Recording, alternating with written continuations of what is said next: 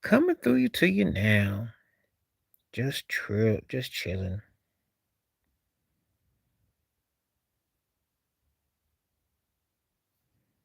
We're gonna talk about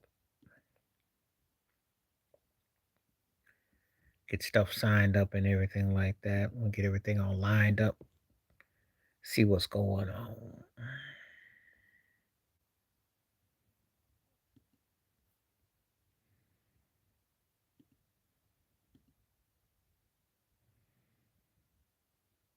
Get this all lined up.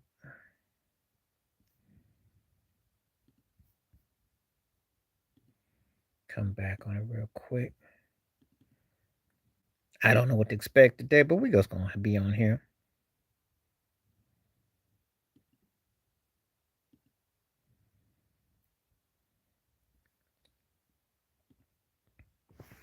Let me get all my stuff lined up. As you know, you gotta start your day the right way. You gotta start your day the right way. So we're gonna do. We're gonna get everything lined up.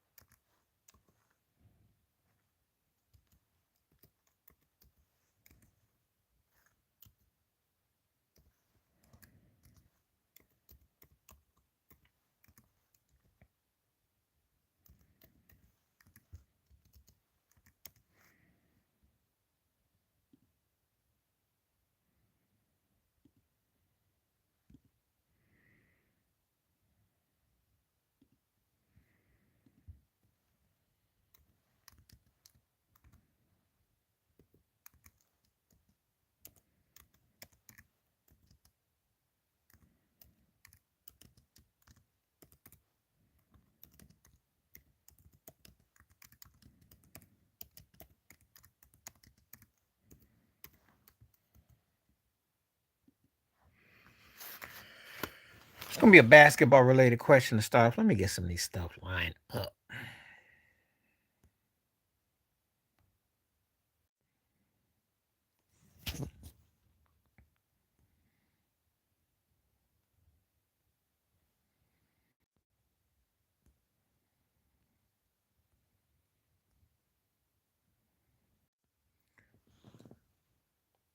How you doing? How you doing? How you doing? How you doing? How you doing? How you doing? I am sending out notices, so I'm doing good. Bear with me. If you see the lines going through, I'm not gone. I'm just sending out apps to letting people know that I'm here. So if you keep on talking, and if you're gonna be on for a while, tell me you're gonna be on for a while. Want you to be patient because that's what I'm doing. I'm not leaving. I'm just sending out notifications because I don't have that luxury with YouTube. So don't be alarmed if you see the thing going around. I'm coming right back. Tell me where you're from and what's up.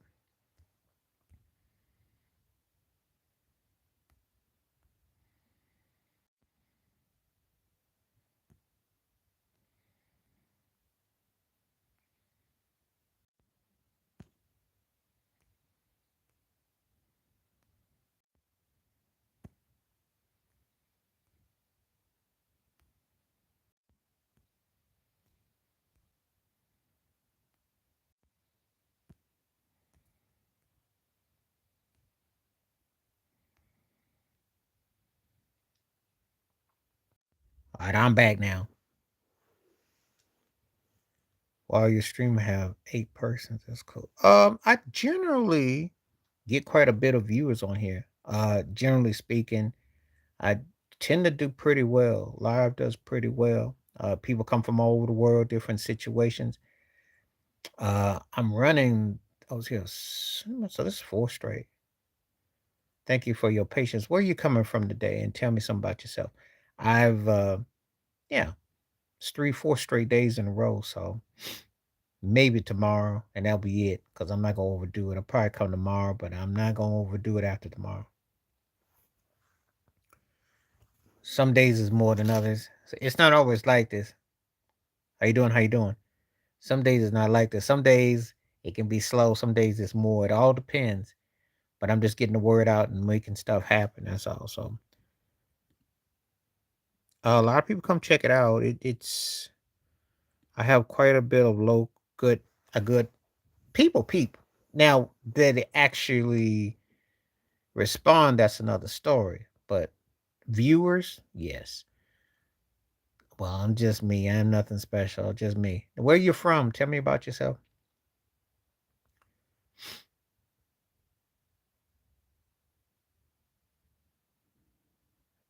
Because I need to know. I'm just curious. Okay. You live in the States? You live across the pond? Where you from? Sevilla. Okay, Sevilla. Okay. Now, when you have like 77, does that mean the year you were born, or is there? Oh, that's just something else.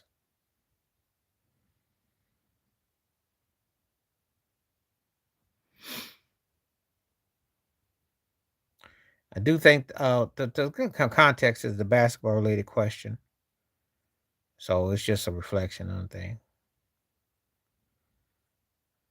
Yeah, SGA.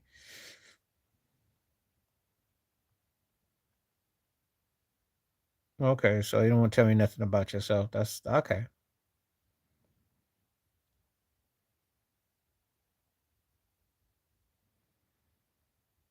Okay, gotcha.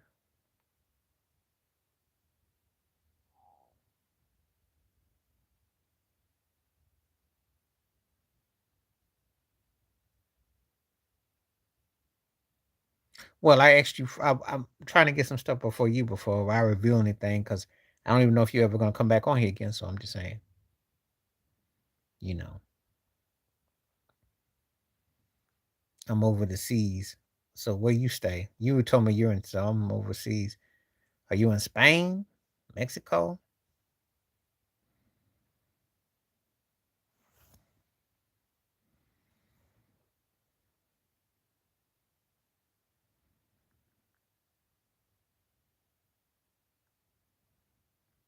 Okay, I'm not that far away. I'm in England. Heard nice things about Spain, especially at time of year. No, I know where Spain is. I'm not that far from it. I just asked the question. That's all.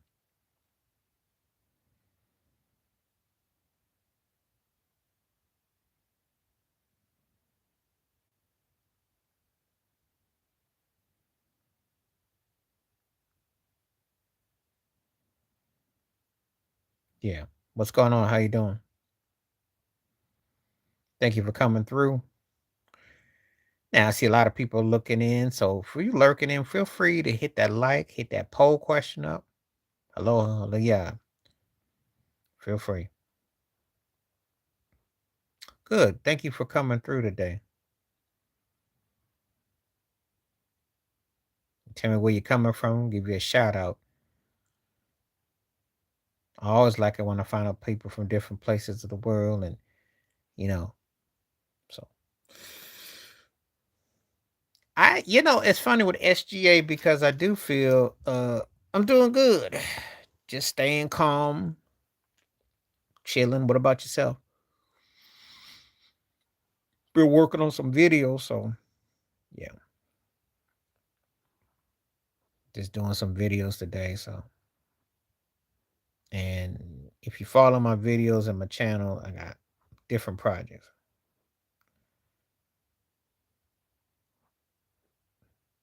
I don't know what that means. You leaving? You'll be leaving in 10 minutes. I don't know what that means. Okay. Well, have a good day. If I don't see you again, thank you for stopping through. And anyway, just thought I'd come through today, see how everybody's doing. Okay. Well, appreciate you stopping through. Hopefully, us, become again. So, peace out. Peace.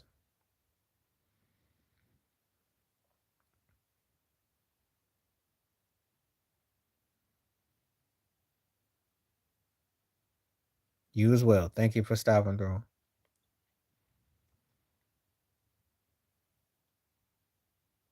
Cool.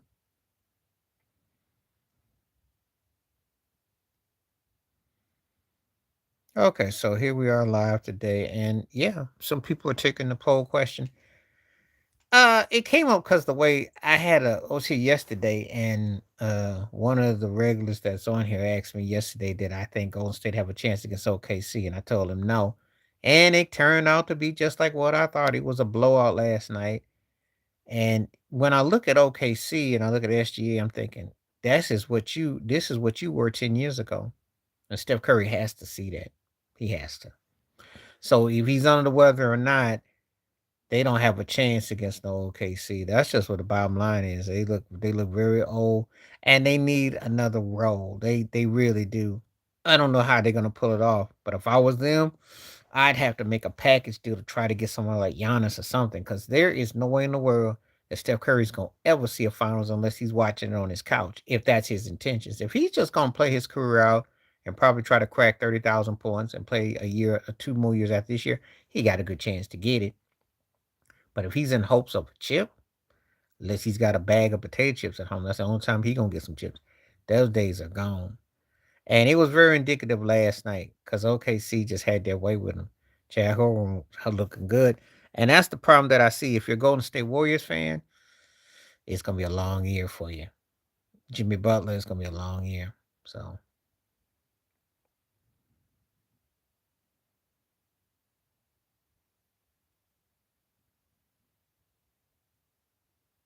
anyway.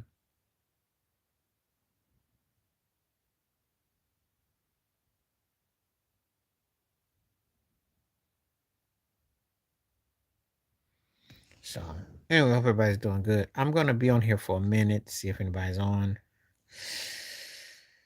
And we'll be here just to see for a while. Um, as I mentioned before, we'll come on tomorrow, and then after that, not till probably Sunday, because I figure like if you know, I don't want to overdo it, but I am pushing these live streams out. So if you happen to want to come and talk to me live, this is the time to get me. Because after tomorrow, I'll probably come back Sunday, and then I'll probably just, you know, I'm not gonna overdo it.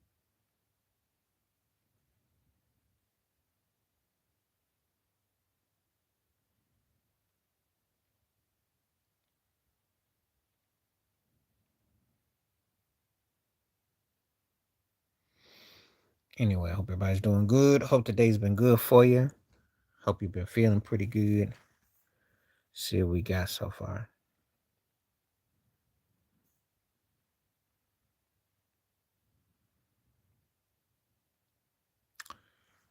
Yeah.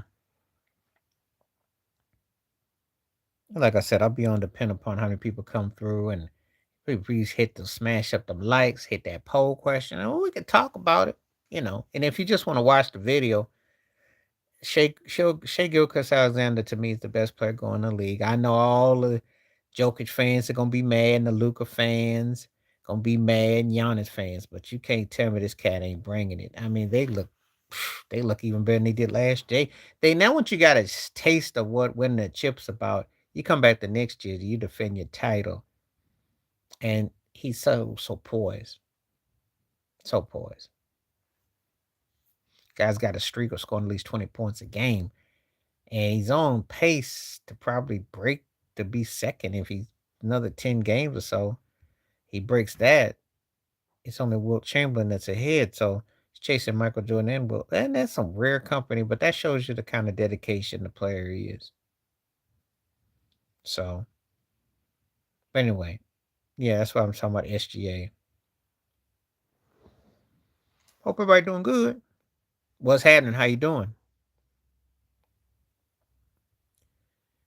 Now, why does this name seem familiar, but I can't figure out what West Midland train spot? What's happening? Very formal, but I can't. Yeah, I saw you. I saw that you're back. Told me 10 minutes. I see that you're back. Yeah, I know you're British because I know about West Midland. I was just trying to figure out why it looks so familiar. I know you're British. I can tell by the bus and the logo, and I know the Midlands. And Midlands always get like such an interesting rap in the UK. They really do. Okay, Mora, what's up?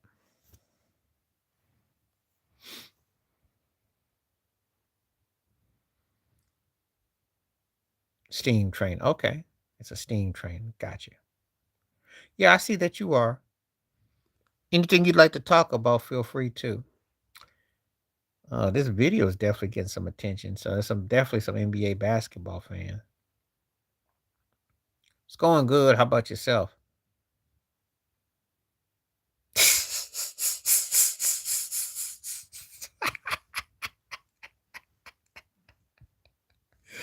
Oh Lord. Oh God. They really are gonna be the Three Stooges. Oh Lord.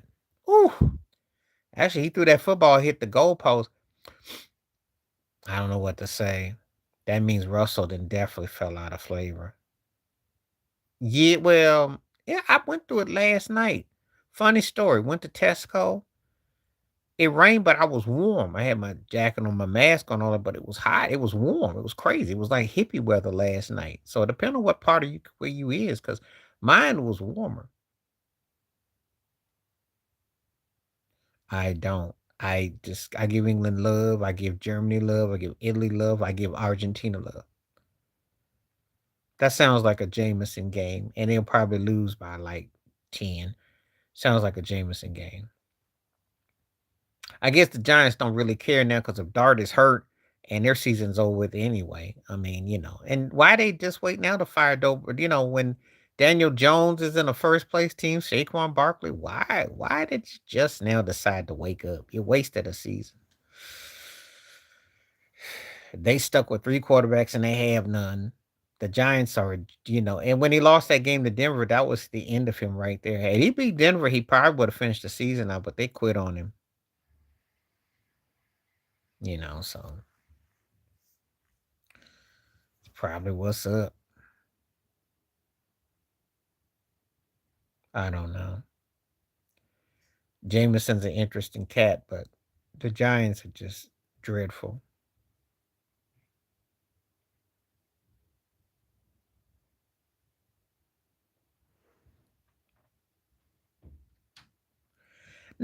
I said, is he today? What I meant by when I say today, does he put you in the frame of mind? Well, you could make that case. You can. Because in case you don't know, 20 points a game, he just passed Oscar Robinson. He only trails Jordan by 6 or 7 for second place all time. Will Chamberlain's got the record. And then, but he's aggressive though. And he makes his teammates better. And he has no Klay Thompson out there. And Chad Holmgren is as a work in progress. It's only getting better. He's a unique player in his own self because he came from the Clippers to go KC. Nobody saw this guy being like this. He really is in conversation with Jokic's best player and also MVP. And Giannis is there, and you can throw Luka in there. But I'm just saying, you can make a case. If they go to the finals, it look like if he stay healthy and focused, he got a chance to back to back. And you almost feel like they're going to win most of the games they play. So it is a valid question. Because I'm not saying he's got Curry's impact where he changed the game. But what I'm going to say, winning at that level from that position that he's in and the way he feels that team, because it does feel like the changing of the guards. That game last night was a disaster. And I told little boy that was on here last night, I said, look, you ain't got a chance to beat no OKC.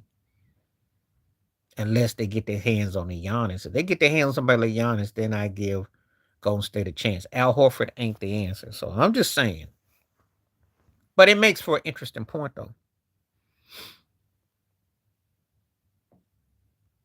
Glad to see you because I keep sending you notes the last 3 days. I will be on tomorrow. I'm not going to be on Friday, and I won't be back till. So tomorrow I'll be on. We'll skip Friday, and I'll come back on. More than likely, I'll skip Friday, and I'll come back on Sunday. So I wanted to let you know. Yeah, that's what he said. And how did that turn out last night? They got the doorknobs beat off of them, which I thought, dreaming up there crying. They don't have the luxury. They don't have a perimeter play. Jimmy's tough, but if Jimmy can't get physical and can't get to the free throw line and can't make that game half court, they get their butt waxed. You always got some good stuff for me. That's a heavyweight fight. I'm gonna say this. Ooh, that's a great one. hold it. Let me write this down because I'm gonna use this for a future show. I'm glad you're back. Um, they are ridiculous, but that's Adam Silver's NBA, and you know Utah ain't got no Karl Malone, and whatchamacallit don't score them kind of points. I'm gonna say that Michael Douglas has had the career you want for the iconic roles, but Jack Nicholson, I have to give Nicholas probably the edge though. But that's a great question. Who had the best? You can come up with two more of them. I can use those for I got some topics I want to use. You can come up with the acting. Let me write that down because this is gonna be a future one. This is a heavyweight fight right here.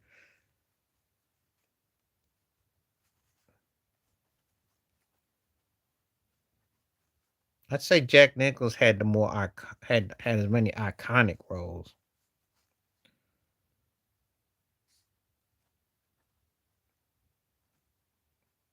I think I think more people would probably lean towards Nichols if I had to pick out the two. But Douglas had big roles though. Except the only problem I have with Michael Douglas, he always plays the victim in all his movies though. He always like most of the time, but he got some twisted stuff. Oh yeah, I can't believe it about Utah. Cause I was looking at that box score. I'm like, well, y'all better have like whatchamacallit better score about like 60. Cause they don't play like that. But they are, well, it's what three ball, you know. And this is what Adam Silver and them want. They want to make the NBA look like it's more, eclectic and more, there's manipulation going on with that. It's really not the case though. Because if Utah could play like that, they would be a threat in the West, and we know that ain't them. That's the furthest thing from the truth. And who they beat up on last night? Probably what, the Pacers or some mess? Who ain't got no help without Tyrese Halliburton, and their defense is in shambles with Miles Turner. Rick Carlisle might go from the penthouse to the outhouse if he ain't careful. They are flat. That's embarrassing.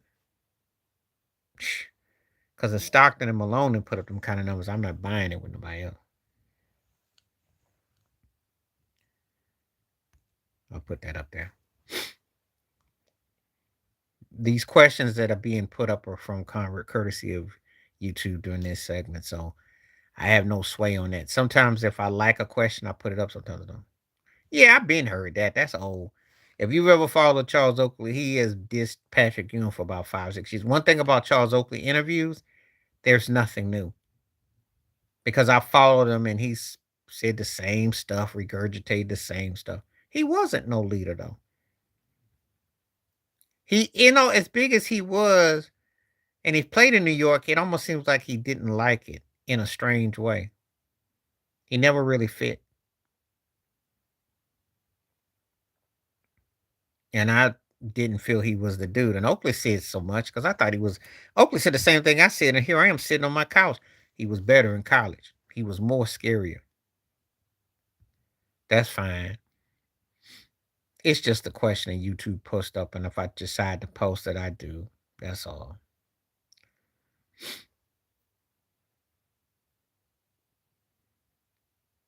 The last song that I listened to was I Found My Smile Again, D'Angelo. That's the last song that I was bumping. I listened to that. That's from the Space Jam soundtrack. So, you know, some D'Angelo songs, like I like that because his vocals was clear. Let me take this question off. Well, anyway, yeah. Come on, Charlene. I know you got a couple more movie questions. That was a great one. That was a great question there. One of the best movie questions out there because you almost had me stumped. I had to think there for a moment, Douglas and Nicholas. But I gotta give it to Jack though. I gotta give it to Jack. Douglas has had iconic roles, and he's still the streets of San Francisco when back in the day. Fatal Attraction, Wall Street. He had some movies I like. You know, Basic Instinct, but he always was like a victim, and sometimes he just got corny. But that's a great question, though. Thank you. Future episodes that I'll have on the future videos. So you watch my videos. Won't tell you when, but it'll be coming down the line.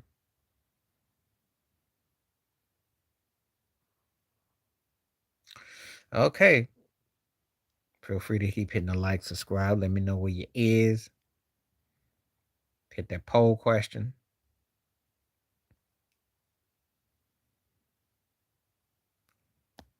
they ain't got no choice because they suck. I mean, a quarterback. I mean, did you see how they lost that game Sunday? I mean, they need all. He gonna probably have to be the cheerleader too. I mean, they really are shorthanded. They really are. I don't think he is meant to last. I think that you know they need so much work. Okay, okay, okay. Let me write that one down. Um, I like Danny a whole lot because I think he could do things. Morgan just got more crossover appeal, basically. I think you would say Morgan Freeman. What's happening? Good to see you, Tom. Well, thank you for coming through. I think you would say Morgan because he's got more iconic work. Glover did have Lethal Weapon Part 80. However, Morgan Freeman's voice and he got more crossover. That's basically the biggest difference between the two. That's a good question too. Cause I was watching what's that? The one him and Whoopi Goldberg did that fit where they moved into the burbs recently again. And yeah, so that's where I stand with that. We're gonna be on for an hour today, so I'll probably be on for another time and then we'll be on. So just letting everybody know, as long as people keep on talking and participating, we good.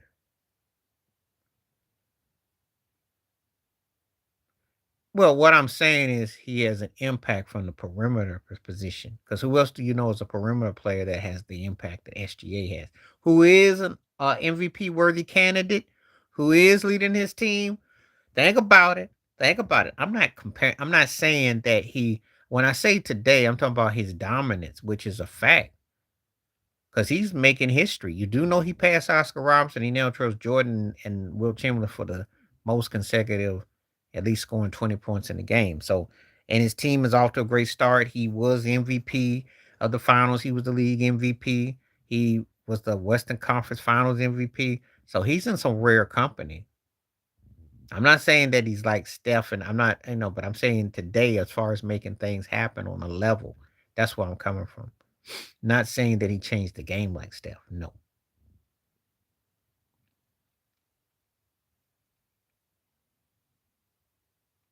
So that's where I'm coming from. And if you think about how impactful Steph was with the way he was changing the game 10 years ago compared to SGA, it makes an interesting comparison and conversation.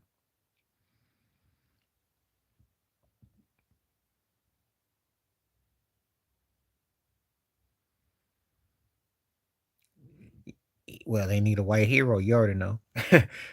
And Luca. And so when I got asked about Nico Harrison, I said Nico Harrison's real flaw wasn't trading Luca. It was the fact that Jalen Brunson turned out to be Jalen Brunson.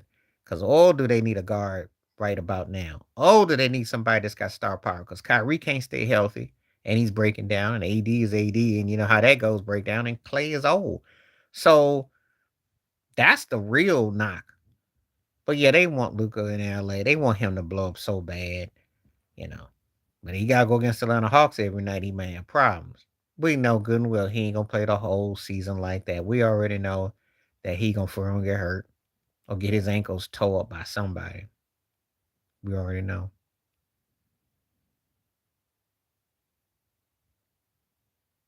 Yeah, it is the same thing in Dallas.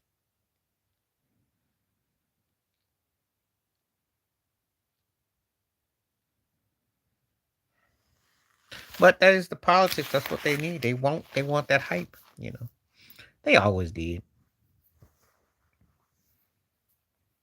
I just don't really have a lot of respect for him because to me, he all he did was get himself in shape when he got to LA and he ate cheeseburgers and drunk beer in the first round against Minnesota and was flabby in that game three against Minnesota. So he has no one. He has no one. He's one of those cats that they've given a pass to, and they don't want to face the facts. That's just a trip out thing with that. I don't. I kind of look at him side eye. He Euro James Harden. But, the only way that trade will be bad is if he wins 2 rings in LA. If he don't win 2 rings in LA, all is almost forgiven because AD got a ring and Kyrie got a ring. So But if he wins two,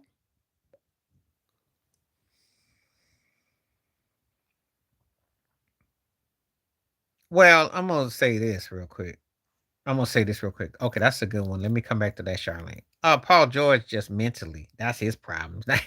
He mentally just has problem. Burrow, they got a whack offensive line, a whack coach who need to be fired. And Joel Embiid then talked himself into so much money that, he talked himself to an MVP. He's a guy that made himself, he manipulated the scene and the work.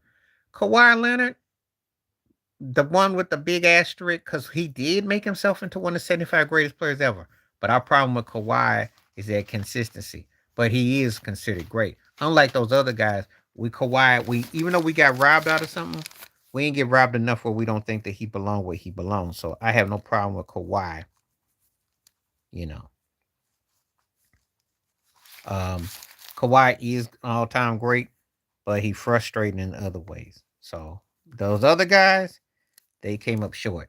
Those other guys and Burrows, he did get to the Super Bowl. It's just that offensive line sucks and their coach sucks and they don't play no defense, and that's the problem with Cincinnati. Paul George, I got no sympathy for because he be fooling around and messing around, and Joel Embiid too. Charlene, answer your question. Mel Gibson is bigger. I like Bruce Willis better. And if we're going based on leading man, all that, it's gonna be Gibson gonna go for the win. I can't stand him. But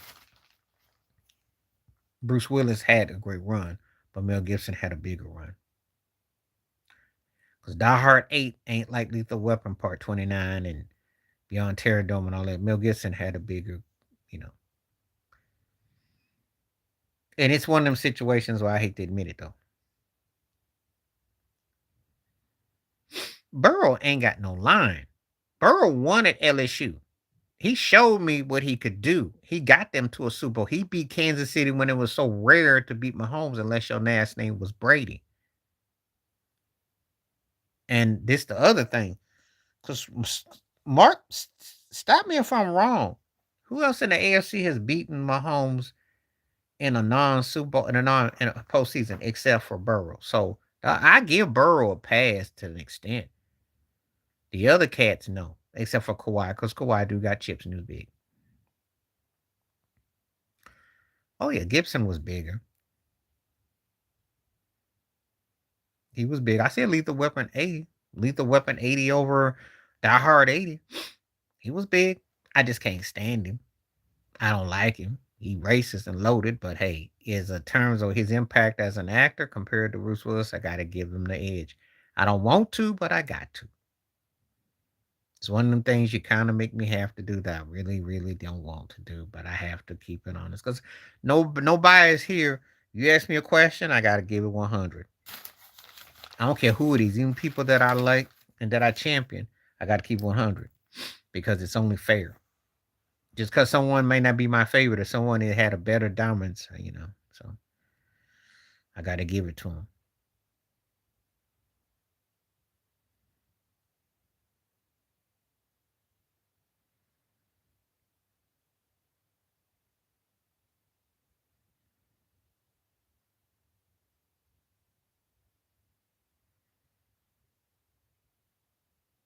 Yep.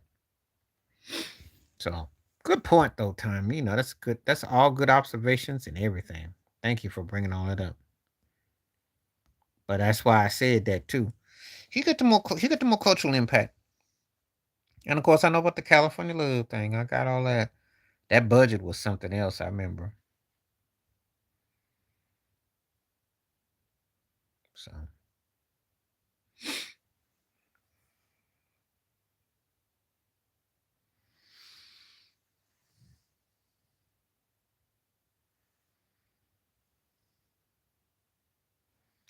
apparently, some people understand my question because it's getting 50%. So that's pretty good. She did the theme song. We don't need another hero. Came out 40 years ago. She couldn't do no wrong back then.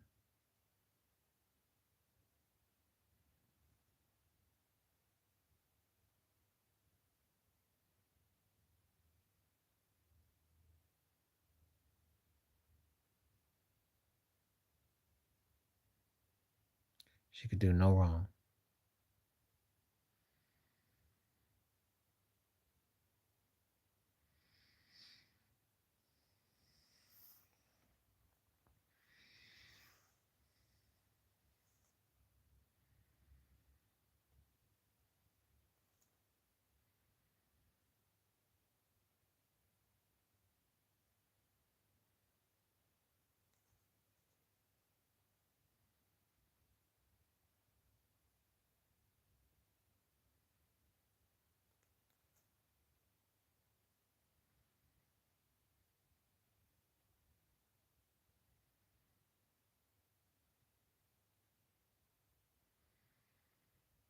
Yeah, I remember that whole thing.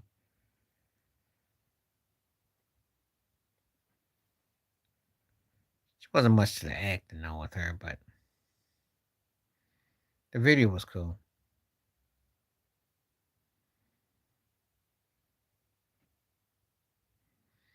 Yeah, they do. They have a bunch. All right, now keep on hitting the like up, hitting the poll up. Feel free to keep on commenting.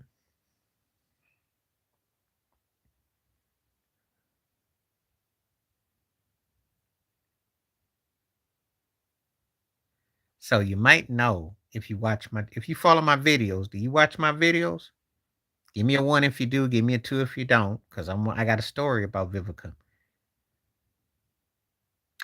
Leonardo gonna win that. That's a good one, but Leonardo's had a bigger career. I like Heath a lot.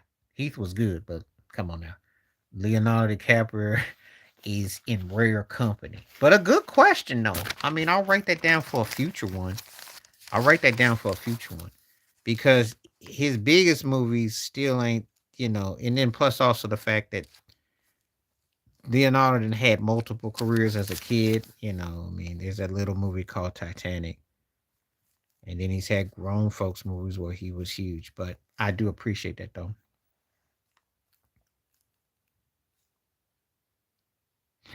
Well, I got that one coming tomorrow because I put that one in the can. Sometimes if I do a video, I might not rush it out. But if you watch it tomorrow, it'll be out. Because I talked about how she went at 50 Cent and she talking about, and that was hilarious to me because she's still talking about 50 and don't date rappers and all that. I said, yeah, because you were 304 and it didn't go your way. Well, that's TV. I don't include TV because we're not talking about totality career. She's asking about the movies. I'm not talking about his, TV because TV is a separate entity, you know. But I'm just strictly talking about the movies. His impact, this boy's life, what's he can Gilbert Grape, and then when he ended up doing Titanic, and then when you fast forward to the roles with Scorsese and different roles, he's had a bigger impact and he's more household and all that. I like Heath Ledger a lot though. But Leonardo, it's a different hit. Anyway, but sometimes he still doesn't look like where he's at though. Some things I like, sometimes I don't. It all depends what movie. Um, but she dissing 50 and she's still mad. Said you wanted a bad boy and you got what you wanted. So why you crying, Vivica? We don't pay Vivica no money. Come on now. Come on now. If you known by two names, you have no name. Of course I would take Paul Walker. I did like him in Boogie Nights, and there was a couple of things, but he's just a meathead. He just all meat.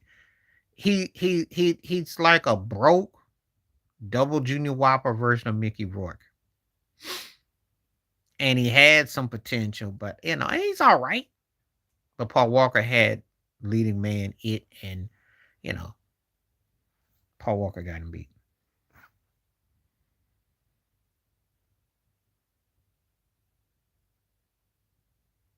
I don't know who you is, and I don't talk like that on here, and we don't tolerate trolling. So let's just hope that maybe you drunk and you passing through. But that's a new one. I've never quite heard something said quite like that before. That's a new one with the disco ball and like that's a new one.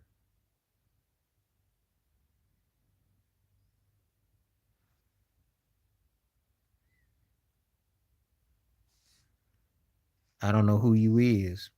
I have no idea who you is.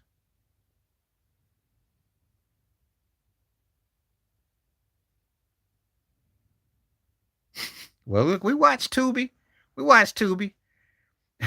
There's some interesting people on Tubi that you can remember. You funny for mentioning Tubi. Look, we love Lisa Ray to look at. We don't really want to watch her talk much or act much, but we watch her. Yeah, you're talking about the D list, the Q list talent, and that's what happens. But they got promoted and pushed in the industry. You know, that's what happens. And so, when you recyclable parts, that's what you got. That ain't saying much though, Charlene. That ain't saying much. And of course, I watched Three can play that game, uh, part 88.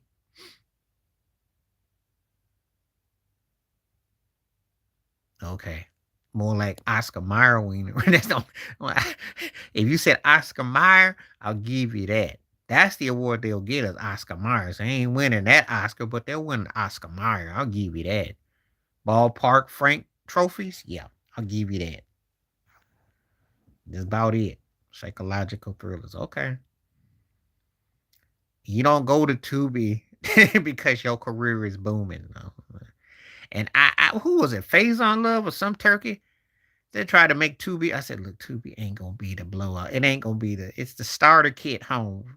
But basically your broke, played out peoples who are trying to put some piece of stuff that they put together. So if you ever saw Marshawn Lynch's movie, it'll probably blow up on Tubi.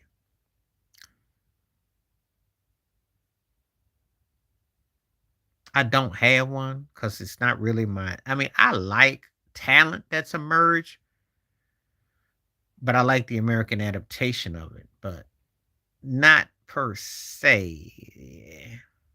There's a couple of TV shows that I do like though. A couple of them starts with an E. I know they do, and some of them movies look like they've been hanging out watching Rudy Ray Moore movies.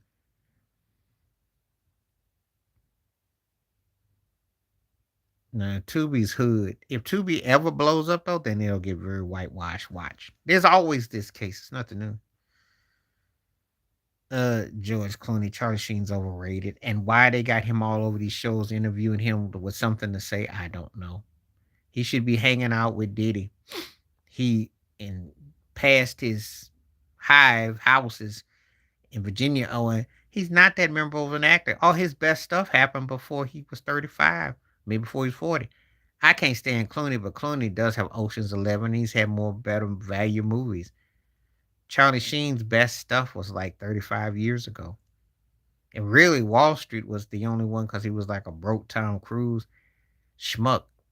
Most of his stuff happened. I've heard the name.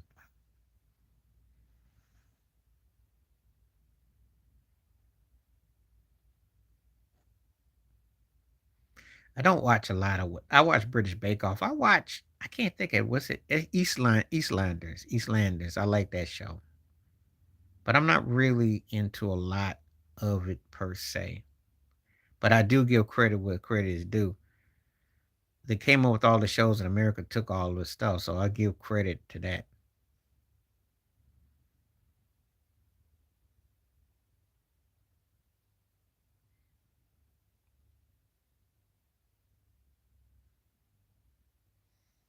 Okay.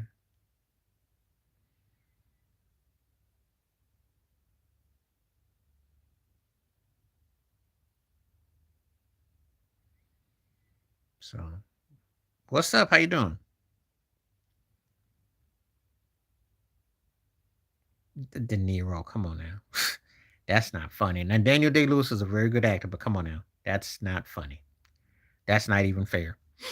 Body of work against a guy who's great for his time, but you're talking about De Niro's an all-time great in a real way. The Vikings' problem is that their defense is lacking, and you can't play quarterback chairs with your situation. Plus, the way they lost last year, they came across like fool's gold because they finished soft.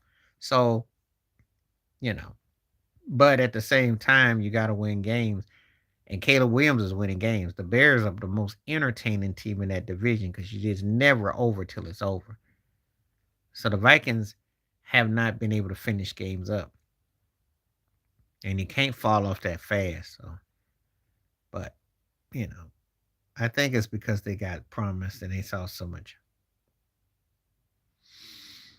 But yeah, De Niro's going to win that argument. I like Daniel Day Lewis, but don't do them like that. You can't compare, especially if you've seen the body where De Niro's got about 3 or 4 movies that are considered top 10 worthy. Daniel Day Lewis might have one that's top 20, but the gap is wide.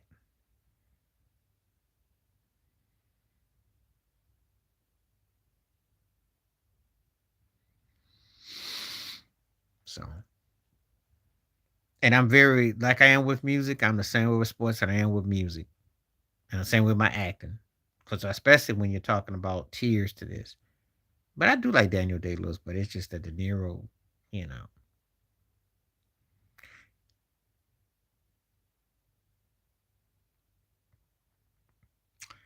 Ooh, that's a great question. Ooh, I'm gonna use that for day two. So you can now you're hitting it. Let me see. Steve Urkel. Um, Carlton did. It's close though. And I'll tell you why. Because the dance was such a novelty. That's the thing. And this is the thing. So I know you know that Jaleel White came out with his book, his biography, and he was up there posing like the Thriller album cover, and I'm like, nobody's going to. Sorry, Urkel. Ain't nobody gonna mistake you for Michael Jackson. Yeah, that's Stefan, but ain't nobody gonna mistake. It's not gonna work. It was big with the suspenders and the attitude, but Carlton was iconic. I mean, Tom Jones and the whole nine, and that he went from the kid that moonwalked with Michael Jackson to Carlton Banks, and people to this day still does that dance, and it's got a bigger hit. But a good question though, and I will use it for a future. That's a good question. See, questions like that I can work with because I got to think. I really got to think. So appreciate that.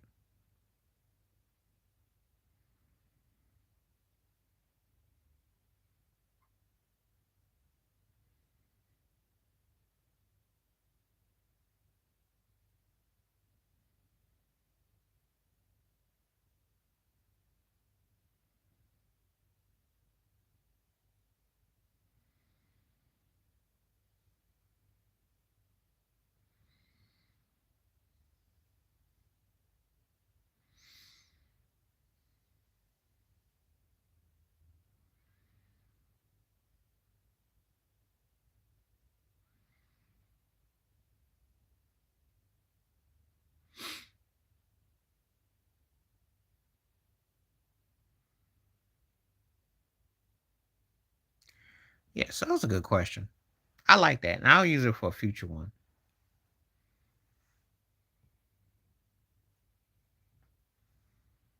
because it does. You do have to think about it, and it was a big, But Carlton, I'm sure there's some people out there who probably liked him better than they did Will Smith as Fresh Prince because he made people feel cozy. He was crossed over.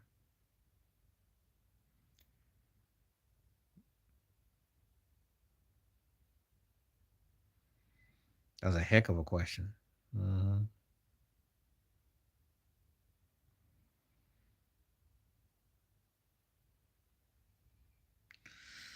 Okay, let's hit this like up, hit this thing one more time. See what we're working with. Appreciate everybody coming through today. We definitely on the money.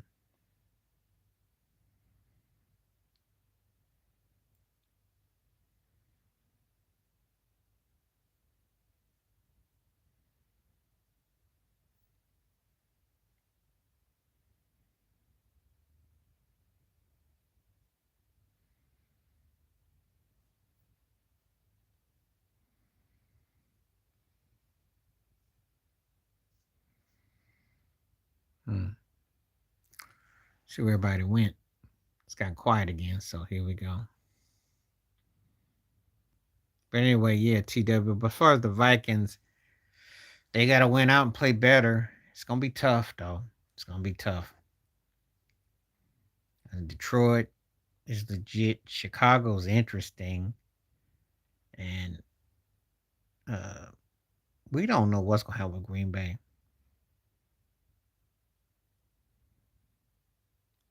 Word is Matt LaFleur's on the hot seat, so we'll see.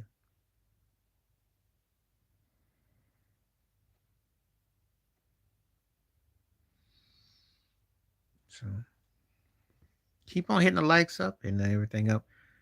Like I said, I'll be on for a few more minutes. It's kind of slowing down now.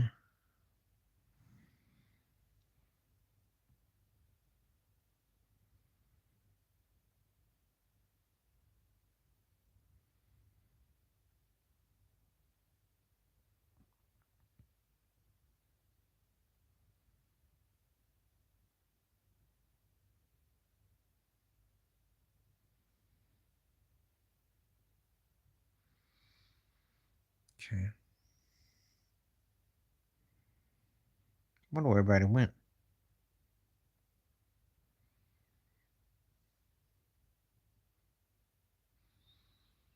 Okay. We're gonna be on for a few more minutes. Keep on hitting the like up.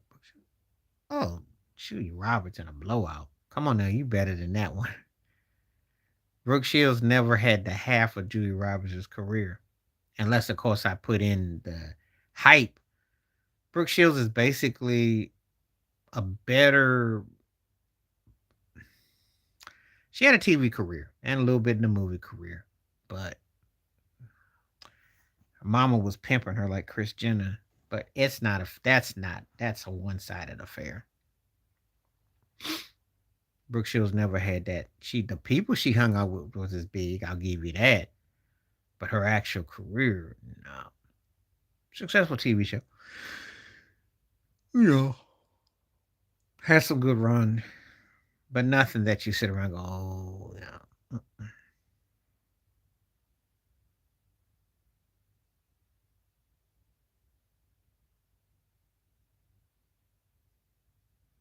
Didn't know. Didn't know. Okay.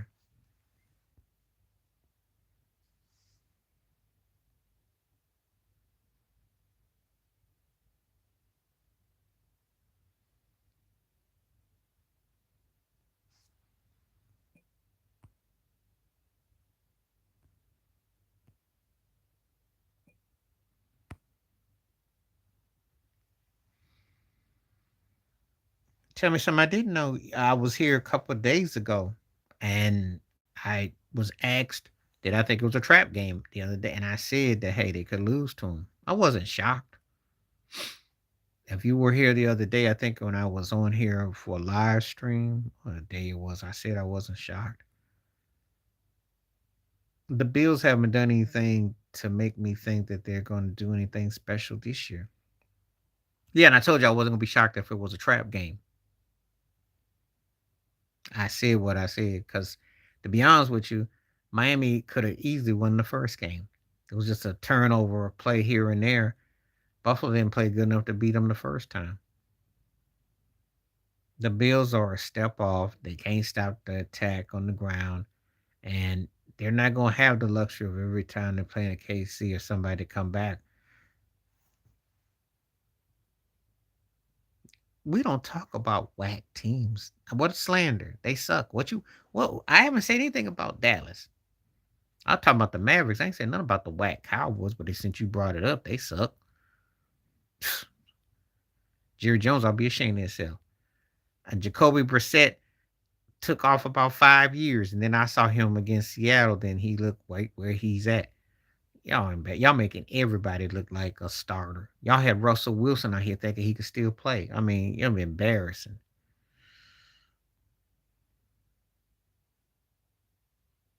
No, you wouldn't have lost to Miami because you lost to Arizona.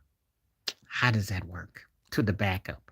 You lost even worse than we did. See, when you think you're ahead, don't say nothing, and then you're smarter than what you said. You lost to Jacoby Brissett, who's a third string, who plays second string, and he looked like a first tier against you. We wouldn't have lost to Arizona at home. At home. And got your butt stomped. And if it wasn't for that block punt, y'all might not even crack 10 points. You're just really bad. It's really bad. And if you're a Cowboy fan, you can't say nothing because you're already out the playoffs mathematically. They got 10, 11 teams already got a better record than you. So I really wouldn't talk. As bad as the Bills are, they still top 5 team. Bad as Dallas is, they're not top 10. Big difference. You're already looking at clipboards and what you're going to do for draft day already. It's over. The only thing that's said when you're behind is that Washington sucks. That's the only thing that's said when you're behind because Washington can't play defense to save their lives, and they knocked out Jaden Daniels and, of course, the Giants. One for that, you be tearing the bottom up. You still might. There's still a possibility that you might fool around and go to DC and get spanked, play the Giants again and get spanked. There's a possibility. Philly could beat your butt again. You got some L's coming, so you're not out the woods yet. So I wouldn't boast or brag. You won't have a better record than the Bills. That's a fact. And Dak for don't get hurt, then y'all could really just go ahead and tank. So taking the shot against my team when your team stunk it up at home too to the third string, second string quarterback who came out against Seattle and looked like who we thought he was.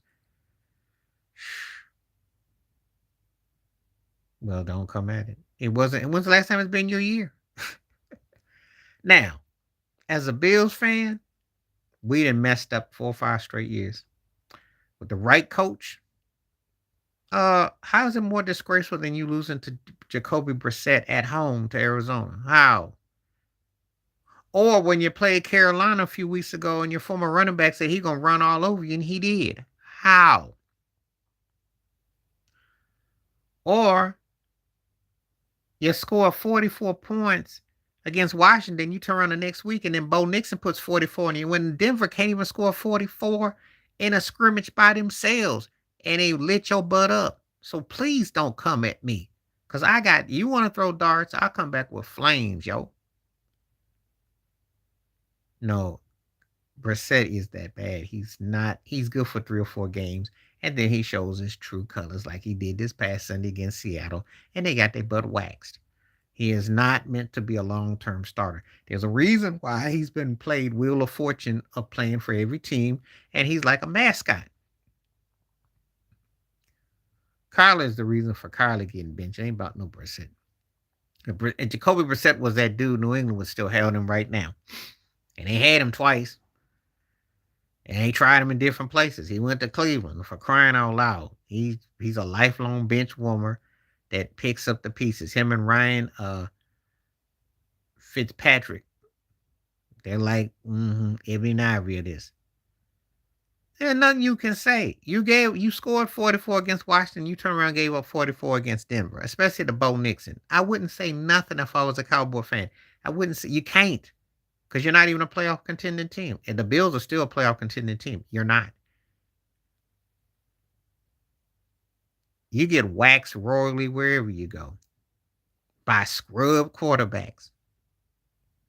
You going to sit here and tell me that Brissett is better than Tua? You going to tell me that Bo Nixon actually has the accuracy of Tua? No. So please. I ain't trying to hear it. You diss my team. Say we stink. But don't come up here trying to make a plea deal that wish we wouldn't do that when y'all getting beat at home. And then you get beat by Bo Nixon. He scored 40. Denver don't put no 44. And y'all didn't give up 40 points. How many times this year? Times y'all got waxed. So I ain't trying to hear it. What's happening? How you doing? Good to see you. Thank you for coming through.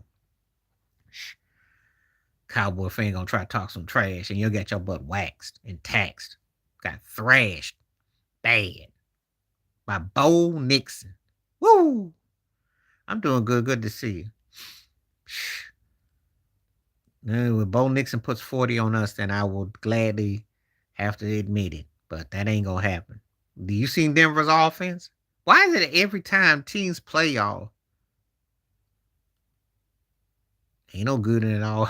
Why is it every time teams play y'all, they have career, like they have outer body, and then the reality comes the next week? Why is that? I ain't seen nobody that y'all played yet that came but the next week and duplicated what they did against y'all. Well, you gonna be waiting a long time. Glad you got YouTube reels, cause that's the only thing you got consistently bad.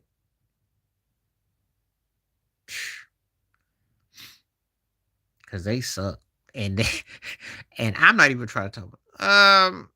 Olsen's were bigger because they were white girls. The Maori twins had more talent, but the Olsen twins were good with their money. So that's how I say. If you ask me based on the TV shows, I like the Maori twins, but Olsen's will probably get the edge though. I don't see no roller coaster with no cowboys. I just see like a tunnel and you can't get out. I don't see all that. Shoot, the only reason why you got hope is because Washington sucks. They got a hangover because they were NFC East runner up, and they've been partying and they ain't came back. And of course, the Giants is tearing up the bottom. That's the only reason. Only reason. Because in the real world, you're in the scrub section. But because of NFC least, you just stack with the rest of the pile. Nobody cares. But the general conscience is this about y'all the last 2 years if you're a Cowboys fan. By week 10, like 2 weeks before Thanksgiving, right after Halloween, you're already eliminated. You're basically the Cleveland Browns, Cincinnati Bengals. There's no hope for you.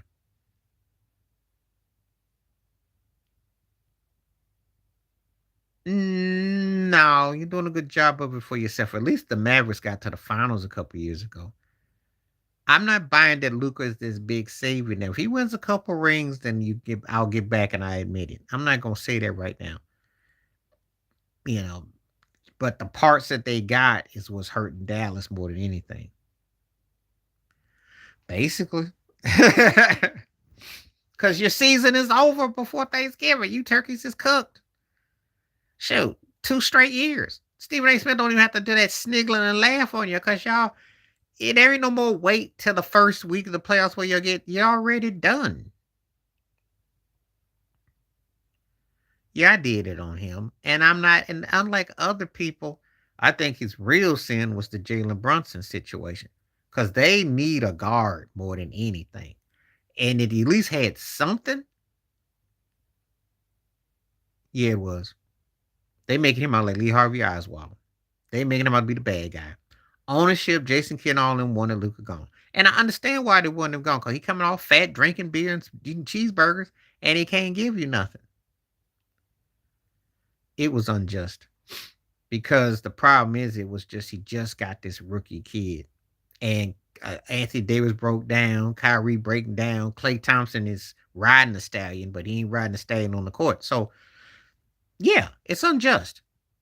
I feel for him because the powers that be wanted it gone.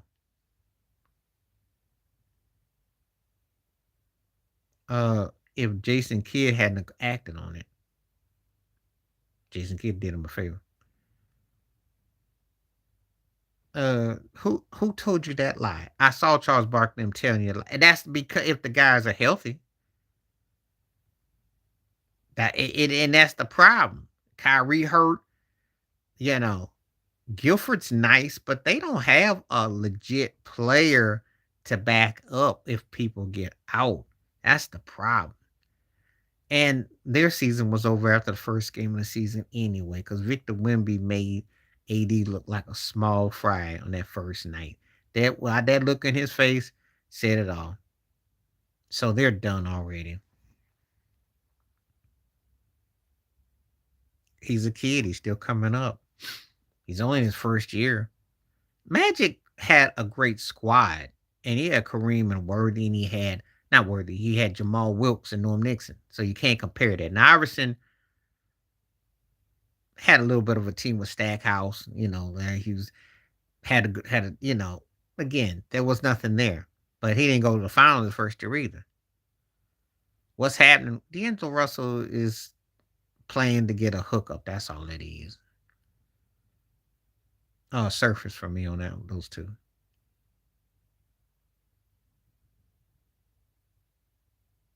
because it takes time. It's kind of like asking me what Patrick Ewing was, Georgetown Ewing in New York. Everybody don't morph into Jordan and Brad Darty or they go to another level like Shaquille O'Neal did. You know, takes time. That's all I keep saying. Plus, everybody hurt around him. Everybody hurt and old. Shoot, shoot. When you stuck with grandpas and injuries, what you expect? Plus, they don't play no defense. What you want me to tell you? They don't play no defense. They don't have a set rotation. I wouldn't call it that way. They didn't win no ring. They went to one finals when he was playing. That he started in the second one. He was unable to play. If you're in New York, you don't win a ring. That's how they measure him. Stats were great, but I can't say that.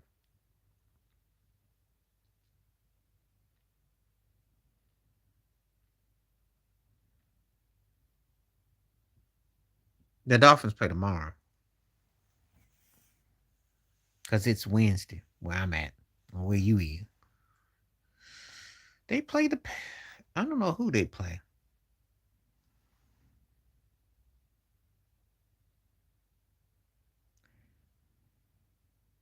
but I know one thing. They should be better than their record. So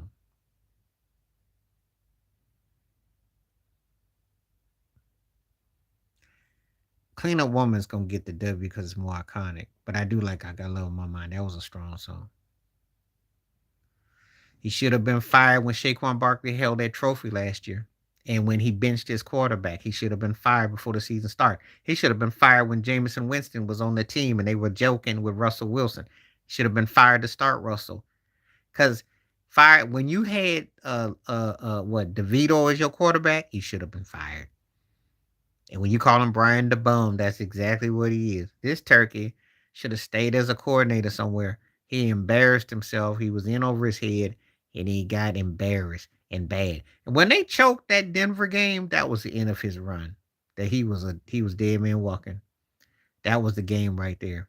They had the Broncos left to right. You give up 20 to something points, and you let Bo Nixon come back on you. You suck. You should be fired.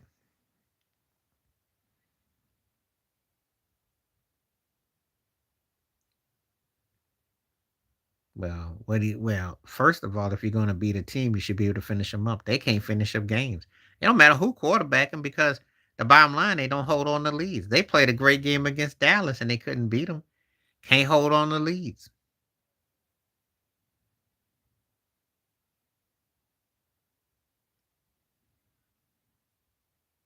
I won't put it on Russell. I put it on the coach. You have games, you can't finish up games. They can't finish up games. And that's bad coaching because he doesn't implement and know how to finish as a head coach. And that's what's telling. He been washed. When he left Seattle, he was done. R. Kelly, come on now. I like coming where I'm from, but R. Kelly. I wish. Come on, that's a big time song. That's one of his greatest songs. I do like coming where I'm from, but when you put most people's act against prime R. Kelly gonna win.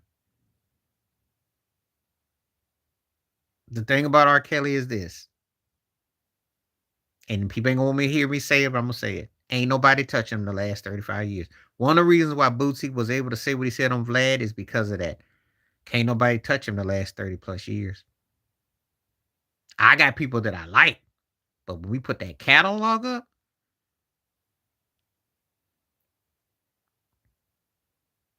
oh yeah, Oregon is definitely that was embarrassing. Yeah, yeah. I did cause I do a blog WordPress and I was cause I was looking at that score. I was like 1650. I was like, whoa.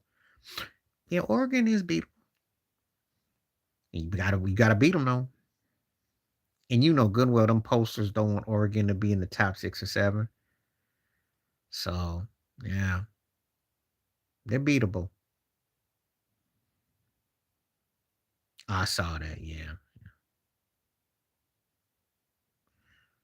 Well, legal woes, and also he was black labeled. And what I mean by that is that he never got crossover push because he was big as he was in R&B. He never got that other push, and he was the voice with hip hop hooks. He wrote pop songs. He still stayed black to it. It's hard to argue against his dominance. That's why he was picked as one of the 10 greatest R&B acts ever. And you can't argue against it because if I'll say this, if it wasn't for his legal issues, they don't go into bias. They might have him top 5 when you factor in the remixes and the hooks and the stuff he did. I mean, crazy impact. The last 35 years, it's hard to argue against him. You know, he was dominant with the songwriting and well, old school. Nobody in the last 35 years though. Now look, I got acts that I like in the last 35 years in R&B, but they can't touch him, not with the pen. But everybody from before that, that's another story. I know some people try to wash his whole. No, you can't ignore. You can't. I mean, I listen to the stuff. Not as much as I used to, but I told you, I thought about you, and you. I told you, I did a video. You watch my videos out. I even talked about you in the video. Told you what was gonna happen. Y'all done against that. Nah, I ain't gonna say all that. Diddy ain't in that conversation. Uh, I listen to "Yearning for Your Love" more, but Switch has got the more iconic song because it's hard to go against that. But I do listen to "Yearning for Your Love" more though. I got to be in a certain frame of mind when it's in the Switch but it's a great song. It just hits me in different ways. Because "Yearning for Your Love" is the best song Earth, Wind, and Fire never did after 1980. Slow jam. And LB was incredible. Now, Diddy don't belong in that conversation. Depends. SGA is doing it, man. She was joining us again. Because first of all, they don't play no defense. Second of all, they relying on a lot of gimmicky ball. And third of all, you gotta understand something. When teams start to smell you the second go round, that cute stuff ain't gonna last. They're not gonna sit there and let Giddy hit 3 or 4 threes or Kobe White or them guys just tee off. I like Alonzo, but the hype never matched what he did, and he's a spreader type of guard.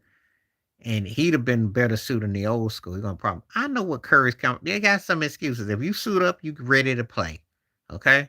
The bottom line is that's not a good team. They are what they rocket is. Like Bill Parcells used to say, Golden State is 500, and Steve Kerr, unless they can make a bombshell deal to go get somebody like Giannis, they're not going. Them title days is gone. It ain't happening again.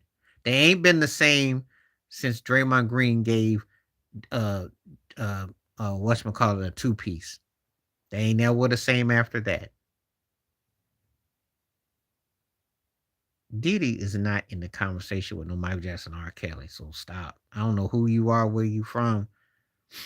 We talking about all time great artists. Diddy is not in that discussion.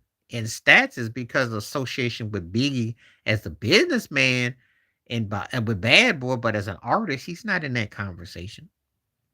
And Gary Glitter isn't either.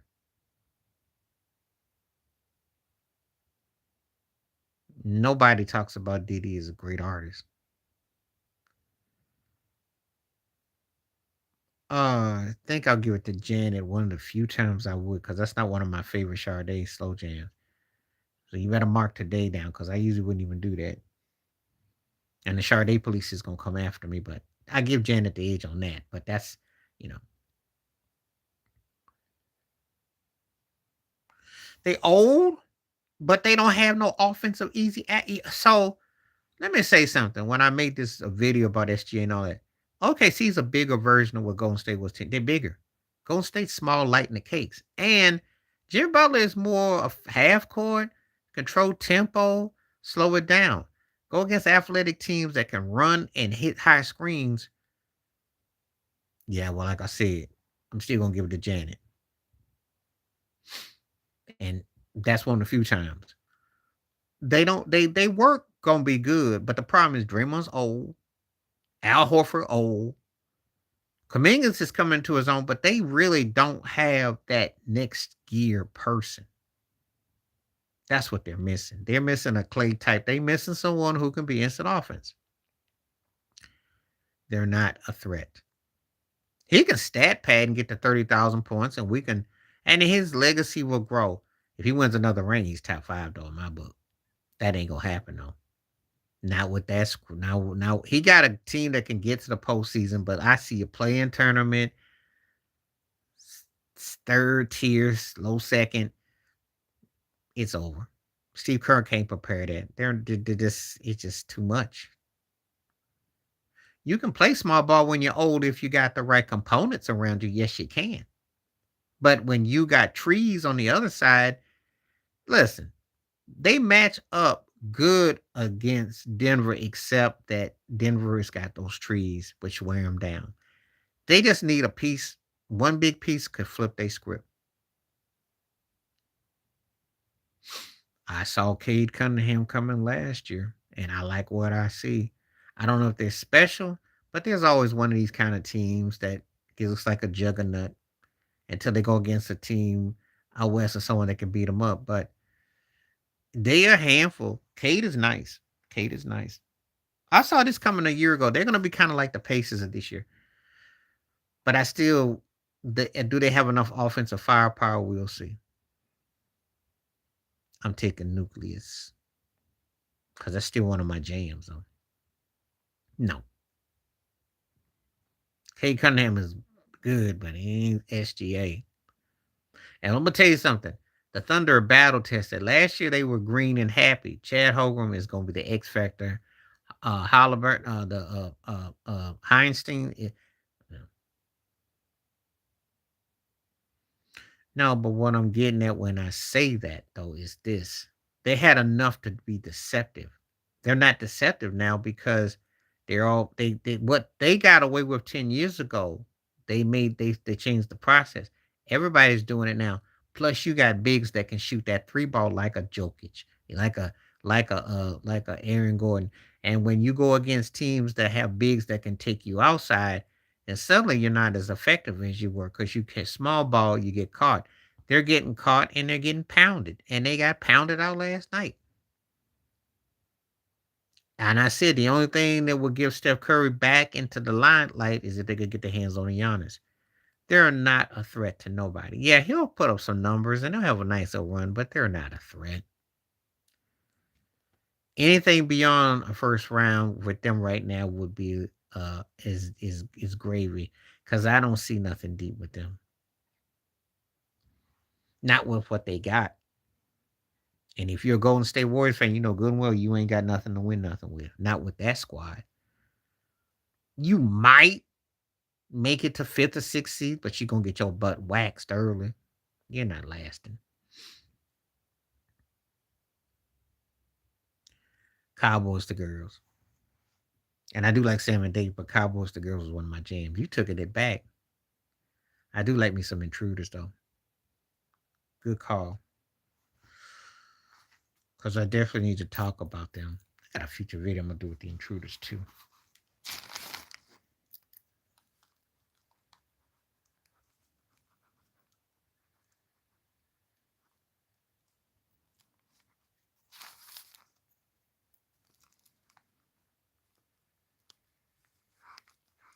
Thanks for the inspiration.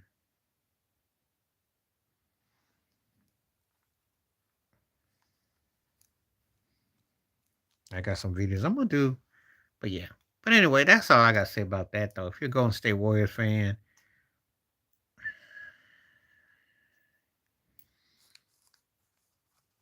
yeah, yeah, thank you.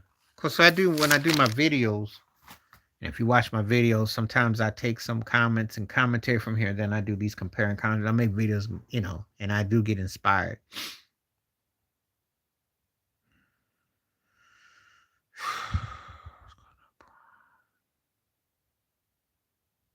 Matt Forte gonna get cut. That's a no brainer because Shady was better. Zeke was nice, and Ty Gurley looked like he was gonna have a 10-year career. So yeah, Luca, you just want me to say that the Golden State don't have a chance. The Lakers are more athletic, even though I think Golden State could beat them. I think they can if Golden State can. That's an evenly matched situation only because of the style and depends on who can infiltrate. But if Luca and Austin Reeves and LeBron, okay, I like Matt Forte. To be honest with you, he was probably more versatile. Those guys, ironically.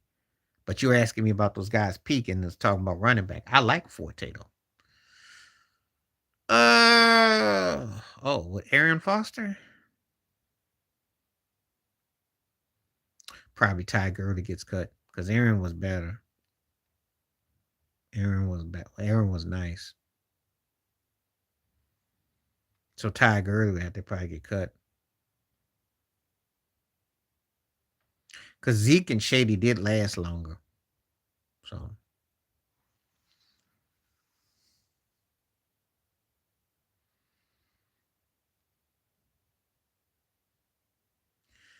you only saying Zeke because when he went to Cabo, he never was the same at this third year with that episode. His first 2 years, Zeke looked like he was gonna be the third greatest Cowboy back behind Dorsett and Emmitt Smith and ahead of Bob Hayes. And then when he went to Cabo and he fell out and had that little episode, and he came back like Bubba from Sanford and Son, he just fell off. But for the first 3 years, he was legit. Oh, they don't make no difference. They need Giannis. We're gonna play a dream to Golden State. You go after Giannis. You don't go after no old man. LeBron couldn't do nothing in Golden State. What's he gonna do? Stat pad and be the third option? They don't need that.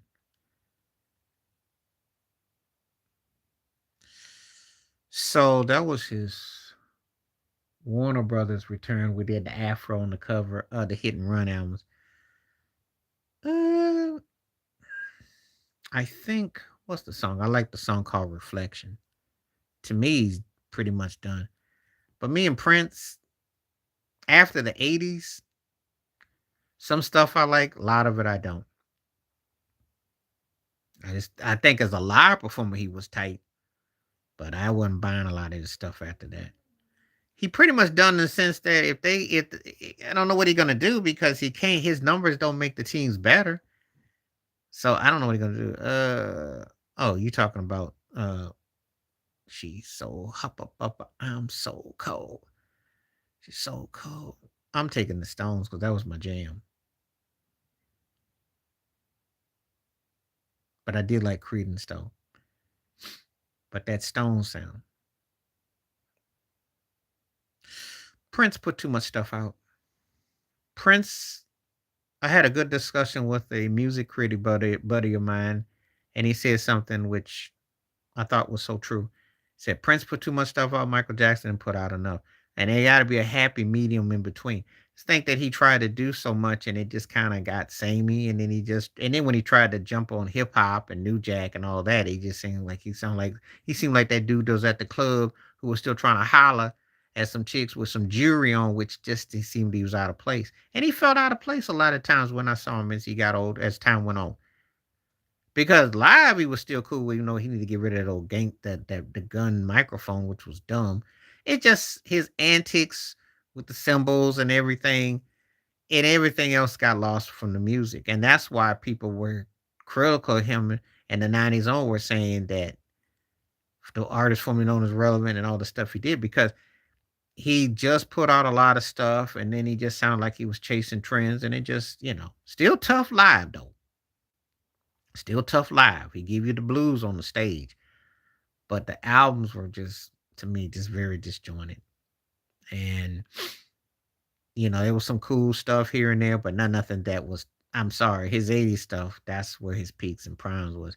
You listen to the Sound Times box set or 1999 or other eras like that, and you put that '90s stuff onward to the time he passed. Is no comparison. It's no comparison.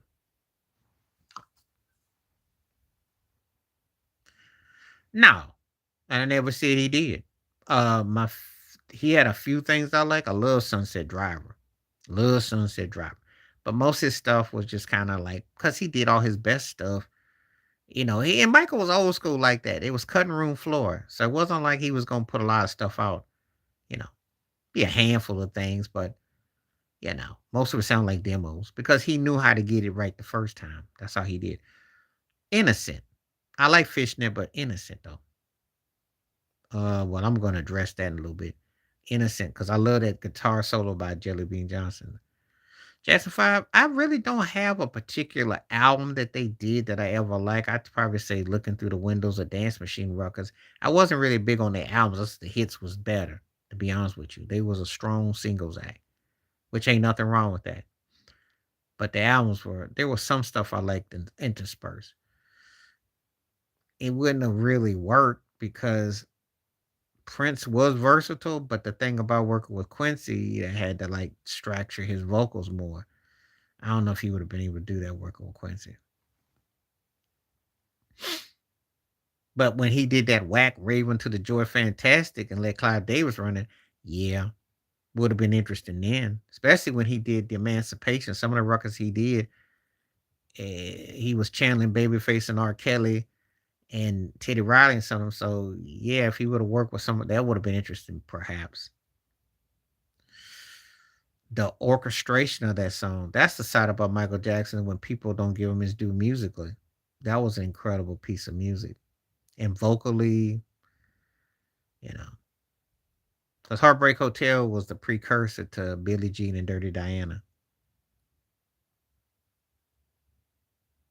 And so, you know, the man, was incredible talent. And I loved Heartbreak Hotel. I love that whole orchestra thing. So, the Triumph album, Destiny album, Michael was in a zone. From Destiny to about Dangerous, he could do no wrong, pretty much. To me.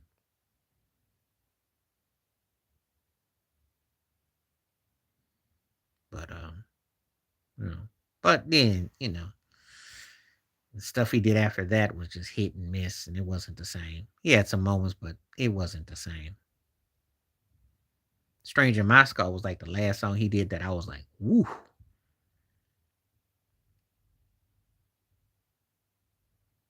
Jermaine, of course, easily. Because if you know about Jermaine's history, played bass and was singing on stage songs he didn't write. I think that's part of what broke him, but I think there were other factors, and I'll address that. Jermaine was behind a lot of acts. There's this group called Love Smith he produced. He brought Switch. He brought the Barge, Stephanie Mills, the Motown. He was a talent scout, of course, association with Whitney. And he could play bass and he was a multi-instrumentalist. He was also to Switch like Prince was at the time. Crazy for You, because I love that groove. I thought she sounded good on that song. That's one of my favorite Madonna vocal songs. And Madonna was on her peak and prime back then. So, as far as Michael and the scandal, that was part of it. But I think he was tired of the business too. I think he had gotten tired of because he dominated. I mean, he made it look so easy, and I think that's one of the reasons why people don't give him his due as a musical artist. He made it look so easy. He really had the uncanny ability once he tapped into the foundation of the factory. He couldn't be stopped. But then I think it just wore on him too. Oh yeah, easily because it's Michael Jackson. Come on now. And I say that as I've all told people who know me, he's the most dominant artist of my lifetime. You can't begin the hype behind the clip last week should tell you that. People were crying and having Michael moments just behind that clip. So if a minute clip gets you like that, oh, it ain't even up for discussion. It ain't gonna be up for discussion. Cause it's gonna be the mother and the father of all. It done right? Oh yes. Cause it's Michael Jackson. And when I say that, those words are synonymous with success. Joy. Well, the thing about Joy, it was the original was a slowed down version of PYT. There's a funny story about that whole thing because originally him and Greg Fillinganes, the slowed version, got to the studio. And the joke was Quincy Jones couldn't do nothing funky. That was the joke. So what happened was James Ingram, who did She's a Bad Mama Jam, played all the instruments, had PYT. He had to give up a credit to Quincy Jones to get that song on the album. And Quincy just added this synthesizer elephant parts, which is something that he had on Yamo Beat, that like a little synthesizer elephant synthesizer party play. That's what happened. This is a good one. Get down tonight. And two of my favorite bands too. I love them both. This is tough, but I got to give just a pinch to Groove Line because of the chorus. But it's close because Casey was bad. It's a bad white boy, and put the Miami thing on the map. But close, close, close. For me, it's very close.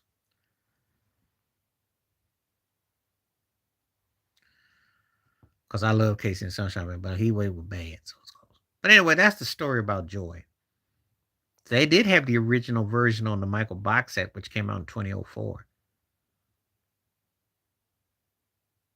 And then Teddy took that and used it for Joy. And I like the acoustic guitar, and I like David Hollister's voice on there.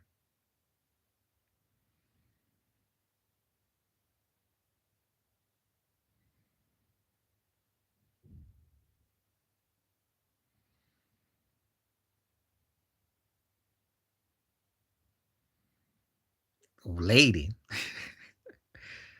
I love Caravan a little, but come on, Lady was like, sugar cool, come on now. Walton Scotty, that was my cut. That was my jam. That and Caravan of Love is like on some We Are the World tip, which I like. It's an anthem. But Lady, some soulful singing, please. KC, that's a no-brainer for me. They were very impactful with style and sound. Foreigner was a good group who had some hits, but they were like corporate dime a dozen in a way. But Casey and Sunshine Band could groove and had a different sound, what they were doing. It Feels Good is more iconic. I used to listen to Rub You the Right Way to go out to the club though, but I think Feels Good's got the edge though. But I did like Rub You the Right Way though. Johnny Gill sung so heavy on that song cracked me up because Jimmy Jam had a heavy left hand with the synthesizer go, yo. Because usually, if you listen to Jam and Lewis Productions, the sonic tone is so deep that it drowns out, especially female singers like Janet. You just get an echo of their voice. But Johnny Gill sung so deep and so heavy that they couldn't drown him out. They usually like they did that to Sherelle. You look good to me, like they drown you out with the synthesizers. But It Feels Good was a catchy song. I mean, I think it's gonna get the edge, and it's more iconic of the two. So a slight edge. I like them both though. Johnny was my club song, but I give it to Tony's.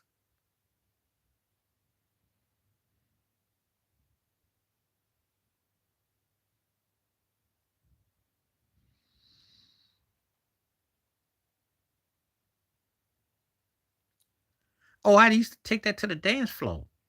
I did. That was one of my club songs. But just saying, just to be close to you. And I love Cry Together, but yeah, I remember that because you could tell by the distinctive groove. Junior was a bad player, but the Commodores got the W though. Lionel was unstoppable with his pen game back then. The chorus, that cold rap that he did. Oh, girl, so much value.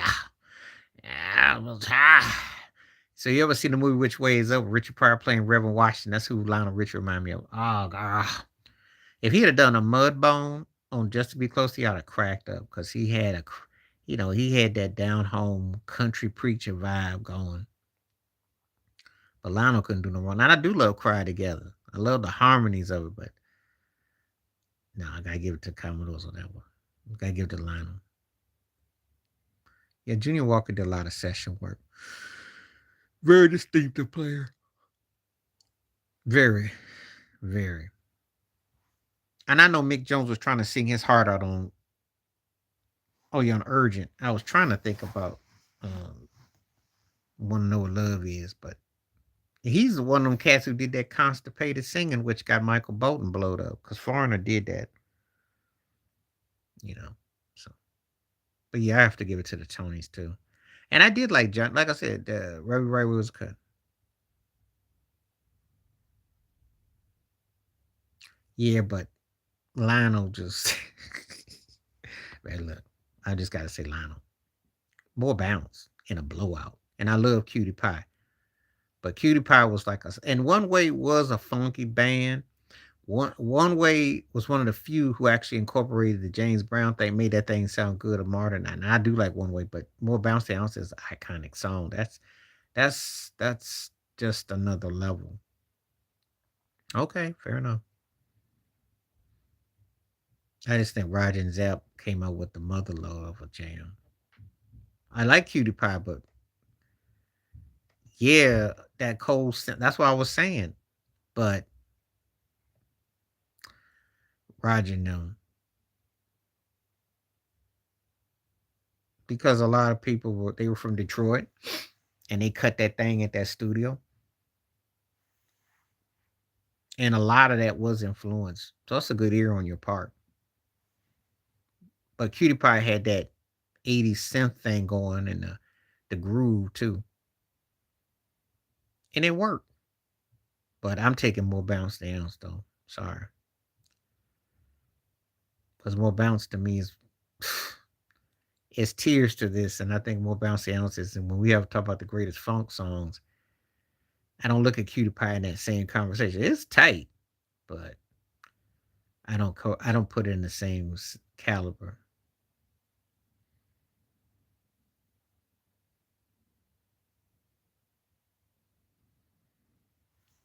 I did like it. You're the only person I ever heard say that.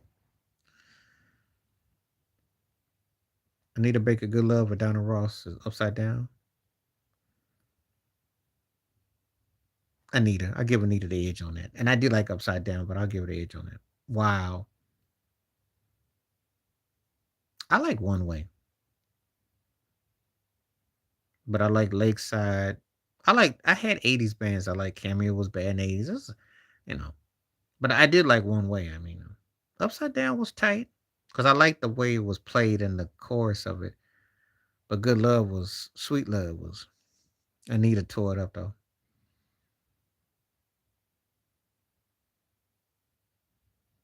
Sweet Love. Okay.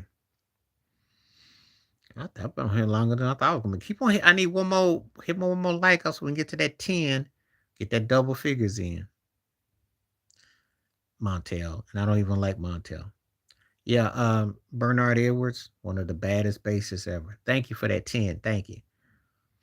Bernard Edwards was a beast. And that's the remix version too, because Donna Ross mixed it all up.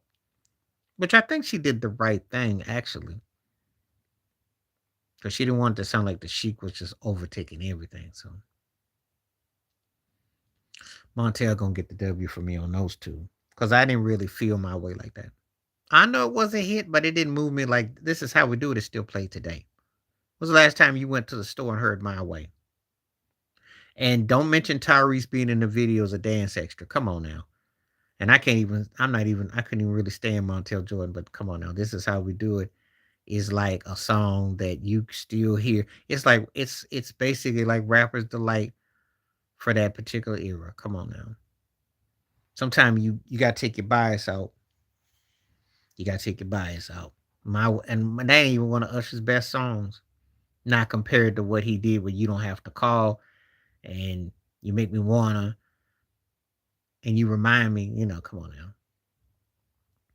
My Way is like on the bottom of his top 10.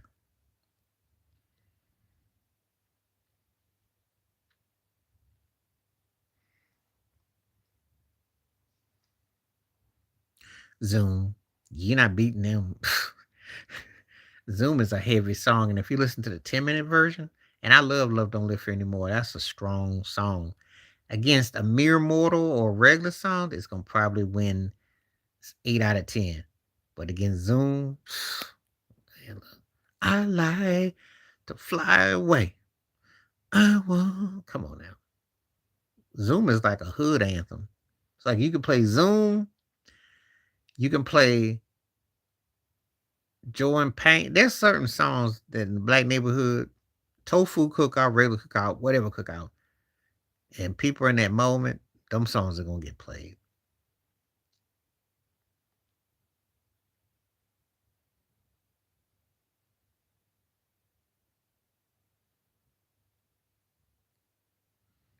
So anyway, all right,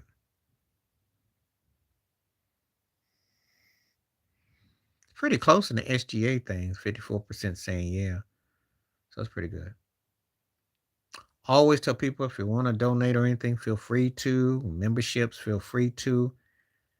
I ain't figured out how to hit that join thing, but people who want to join do tend to join. So feel free to add however you want to add. And appreciate all the live because we have some good live shows. I'm definitely coming back tomorrow too, Joe. So that's what's up. Appreciate everybody coming and taking the time. Glad to have the crew coming through.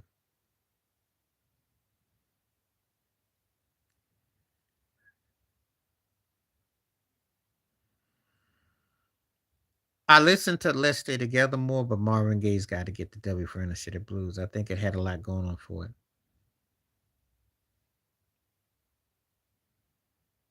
You know a song that can top what?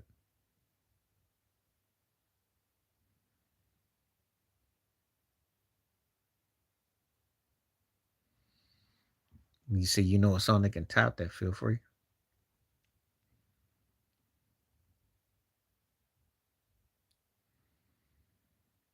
Sure, you can always think of stuff that you like that can top stuff, but it doesn't matter if it comes off to doing it. That's a whole nother hit.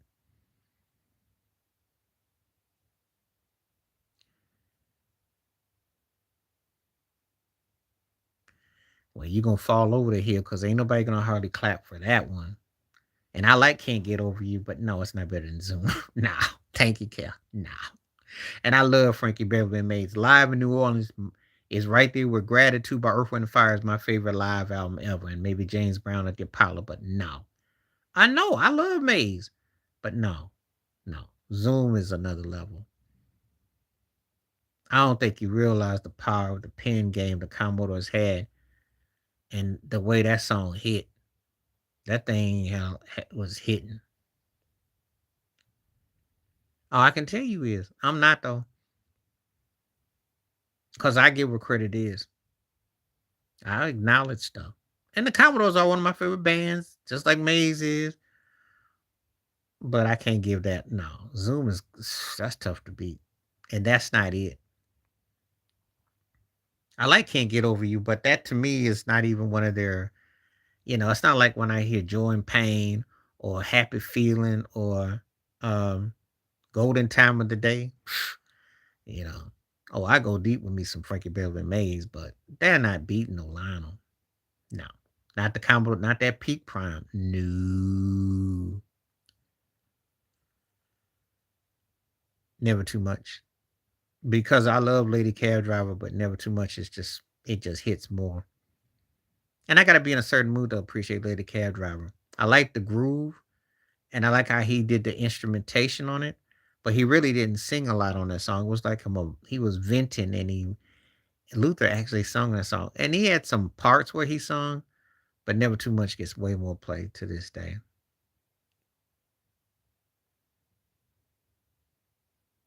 Oh my God, Ted is in the building. Wow, what's up? Long time no see. What's up, player? Great to see you, man. Hanging in there day by day. So you know how life is. Thankful and blessed, man. Just getting stuff done. But I'm always glad to see you because I've been seeing your message. You just lost to Philadelphia, who always knows how to make everybody look bad at the end. That's all. Oh God.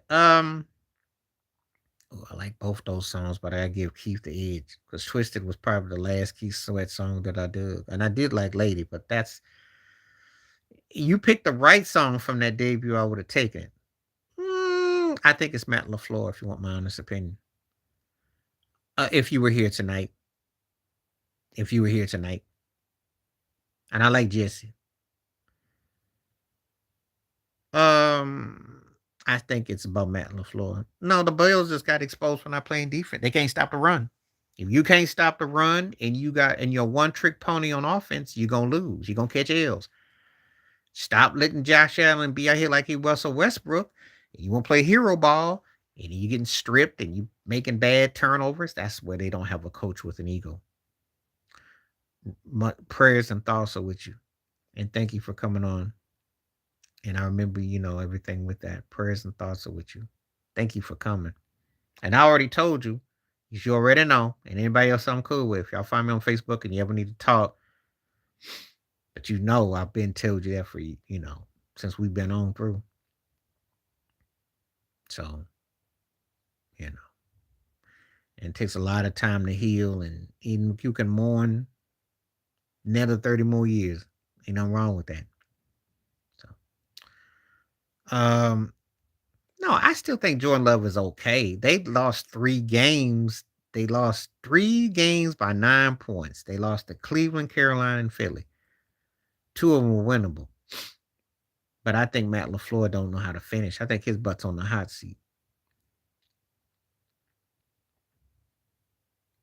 And they got to figure out how to finish games. But, again, they got to give Jordan Love more play. They got to figure out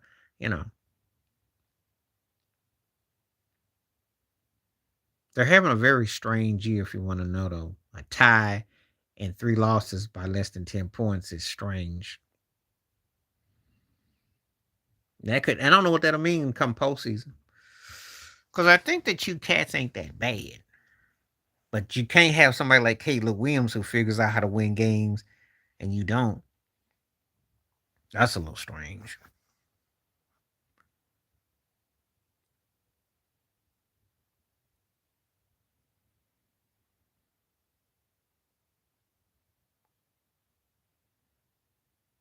Probably stop a robbery in progress with the elderly person being held up. Because I think that would be a little bit more, Rick James in a blowout. I never cared for Prince's version of that. You and I was a monster of a song. Prince didn't really get his sound tight about controversy. He got his identity right with Dirty Mind. He got his sound right with Controversy, and then he was polished with 1999. But I Feel For You didn't do nothing for me. I didn't like that, what I call the fat finger synthesizer part in there. But when Shaka flipped it, they flipped it. But You and I, raw to raw. The Lover in You, because of the vocals. I do like If You Still Care, because I like the chorus part. But Leon Silver's production, Howard Hewitt, I mean, that whole sound, that was sweet, you know.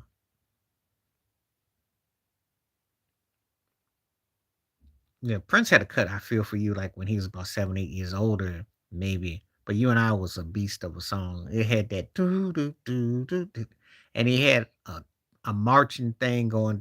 It just hit. Plus, Rick James could write his behind off and could sing, so you know, Rick was tough.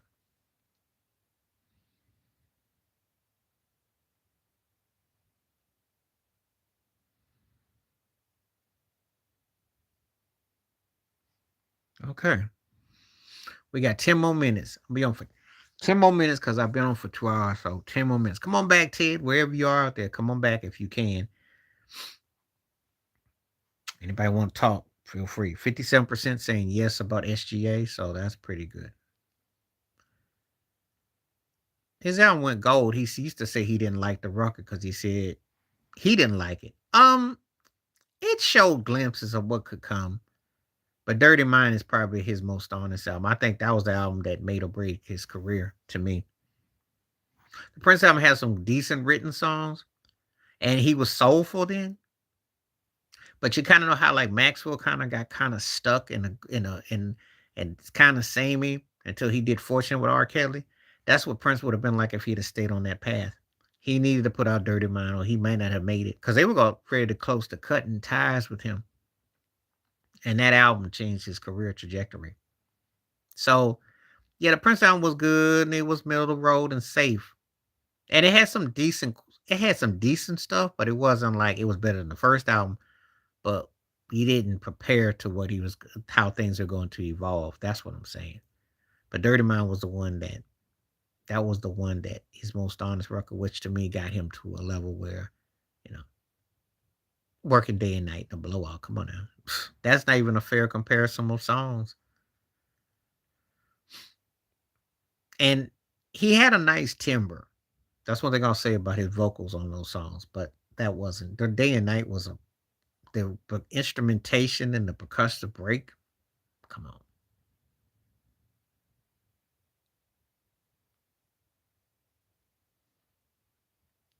Well, that's a matter of opinion. Why you want to treat me so bad? Because Andre Simone was on that one. Sexy Dance, I still think Patrice Rushen played keys on it. It was a decent record, but Dirty Mind was his most important. I'm telling you what I know. He almost got dropped by Warner Brothers. So you entitled. Don't ask me a question about what I pick, and then you get up. He didn't really care for it at the time. It took him a long time before he appreciated it because he thought he sold his soul to make it, which make it more commercial. Because I Want to Be Your Lover did sound a bit like he was channeling the emotions in the Jackson Five. That's how he didn't he had a good voice.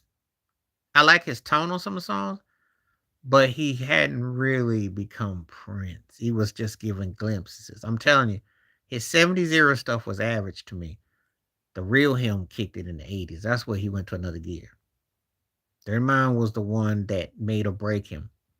He rolled the dice, and that was his most. And that's where he, to me, his holy trinity is Dirty Mind, Controversy, in 1999. Those to me was the real raw him, the real him, with the writing, the production, and you saw the growth, and that's where he, to me, that was his.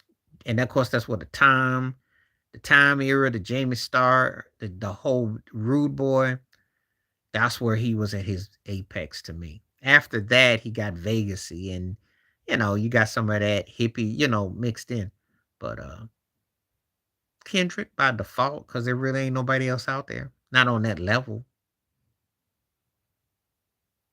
I give Kendrick his due. There's some cats that spit here and there, but we're putting body of work together and doing something cohesive. There's not too many people seeing him. That's all. But it's not the same no more. I can't get excited about these rappers no way because if they sign the major labels, they dumb. And also, they're gonna get shortchanged. I know about money, man.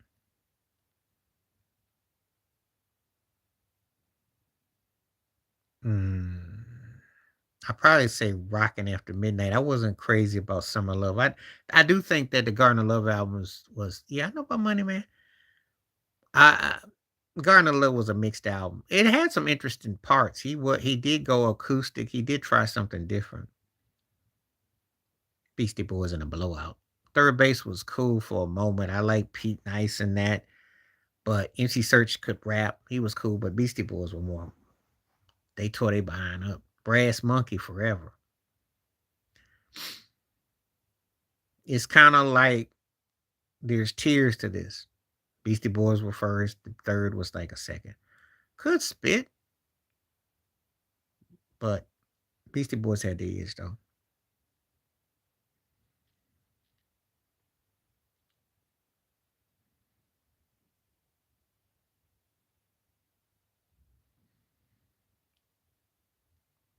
Yeah.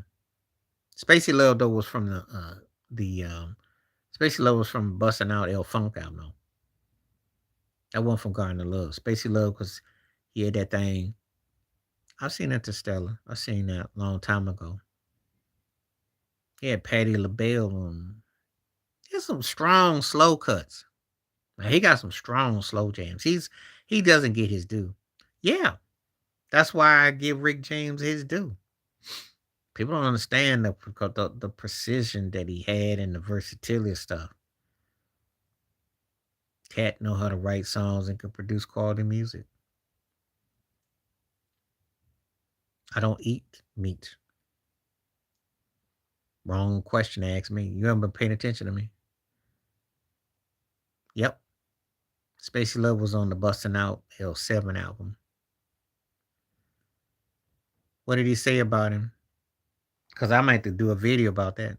Oh, well, if you haven't been on, what did he say about Stu? Call him a hip hop journalist or something? No, I haven't eaten meat in years and I don't miss it. I'm vegetarian vegan. Miss me blind. Thought that was tight. Yeah. You can laugh because they don't go hand in hand with me. Peanut butter and jelly yet. What do you say about him? Please tell me. I need to know. I have to look it up. Well, he can talk trash about Stu because when you got Stephen A. Smith running the network, there's no shame.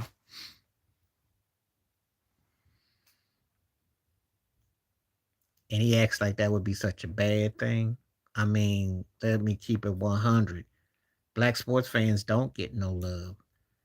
It's a plantation. So William Roden, who wrote the book about $40 million slaves, was exactly right because black um you got guys in shorts being auctioned every night and they get called all kinds of names and jeered. And it wasn't that long ago with Jackie Robinson and all that stuff. I've had it for dinner. I've had made 3 sandwiches out of it with a drink and stuff because I love P&J. You make whatever you want into a meal. Depends on how you eat. Check out my neckline. Do I look like I eat a lot? No. And I'm not anorexic or nothing. I just don't eat things like that. So it's a fact. You know, I'm very picky about what I eat. And being a black man, you gotta be very intangible about what you put in your system. Just saying. I'm not gonna get in here and get Dr. Sabi on you or Dick Gregory, but I do listen to those cats. And I don't eat that. I don't have a go-to struggle meal, but I do like pizza. Uh, I know I don't have a lot of stuff. But anyway, let me finish this. Let me address what Ted is saying. Yeah, I'm gonna address that because dance holidays. I'm taking that. I've had black rice and tofu.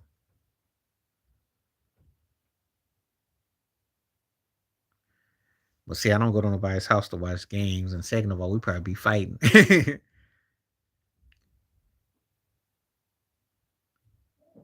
I get what you're saying. She's a very talented comedian type of act, and she can be very jarring at the same time. And it's kind of like I want to like her, but you know, yeah, I know her. I get that, and she doesn't make it easy. That don't mean nothing, cause again, slave masters did too. I know people always think that I listen to black music and I love this, and then that don't mean nothing, cause grilled cheese, but I don't really have what you call a struggle meal because I can have nachos or I can have vegetarian or can have I can have quesadilla. I can have yeah, tortilla. They don't look at it like that until somebody says something that they find offensive, which they don't. So sadly, that's what you're dealing with. Yeah, it's very sad. And they're gonna blame it on hip hop too, probably. I will look that up about him saying that about Stu.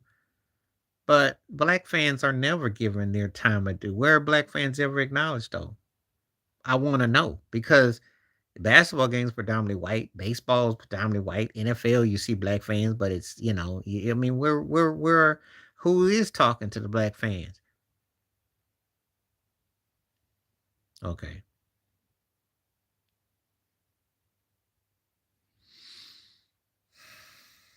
I don't think there's no heavy such thing as a healthy meat. I haven't seen it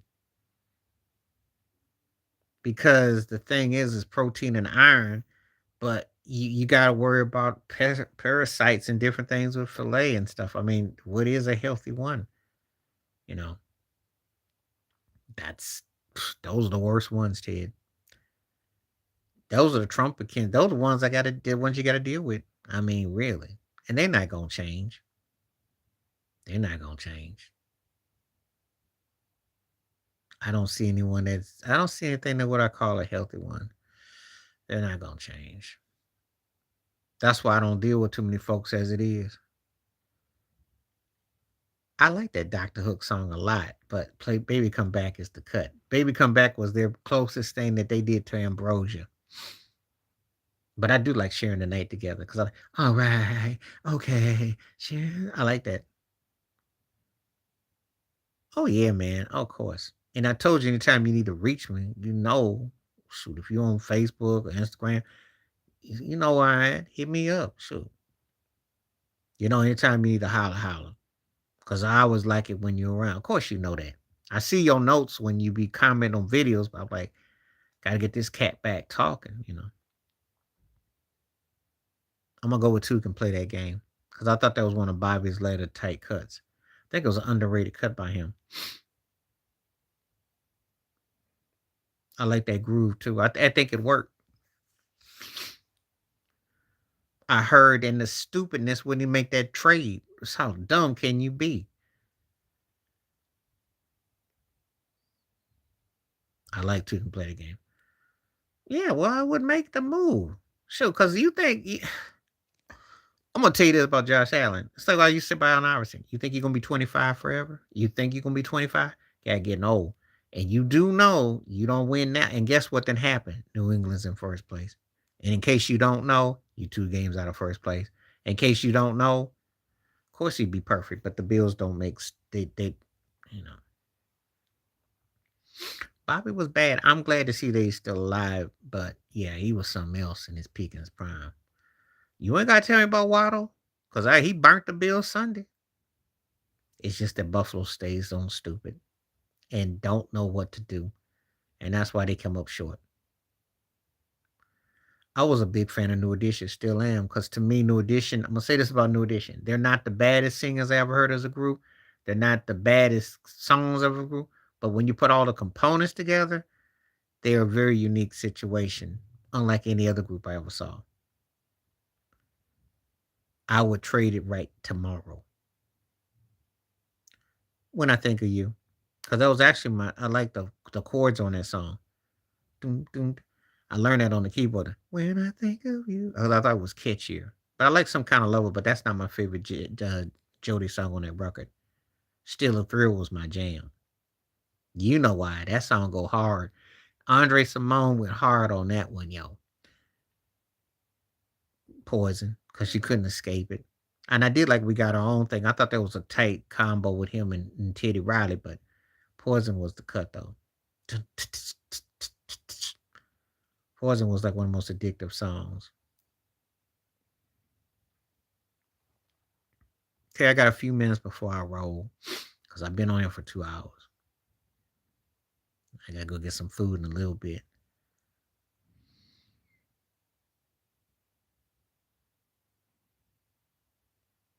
I'm glad to see you back too, Calvin, with everything you went through too. So glad to see you too, because I ain't forgot. So thank you. You shared your story the other day, so glad to see you too. I'm glad to see everybody back. Good to see everybody coming through. Because like I said, I am coming back tomorrow.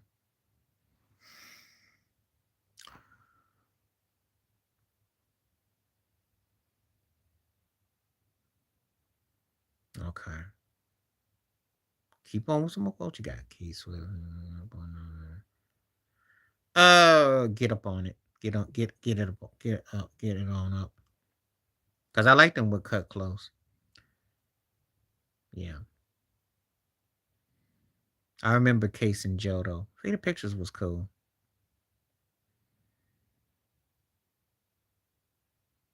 Keith had some cuts with non singing behind, but that turkey he kept a cut or two though.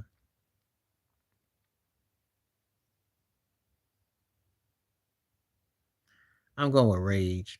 I never was that big on System of a Down. I like Rage better.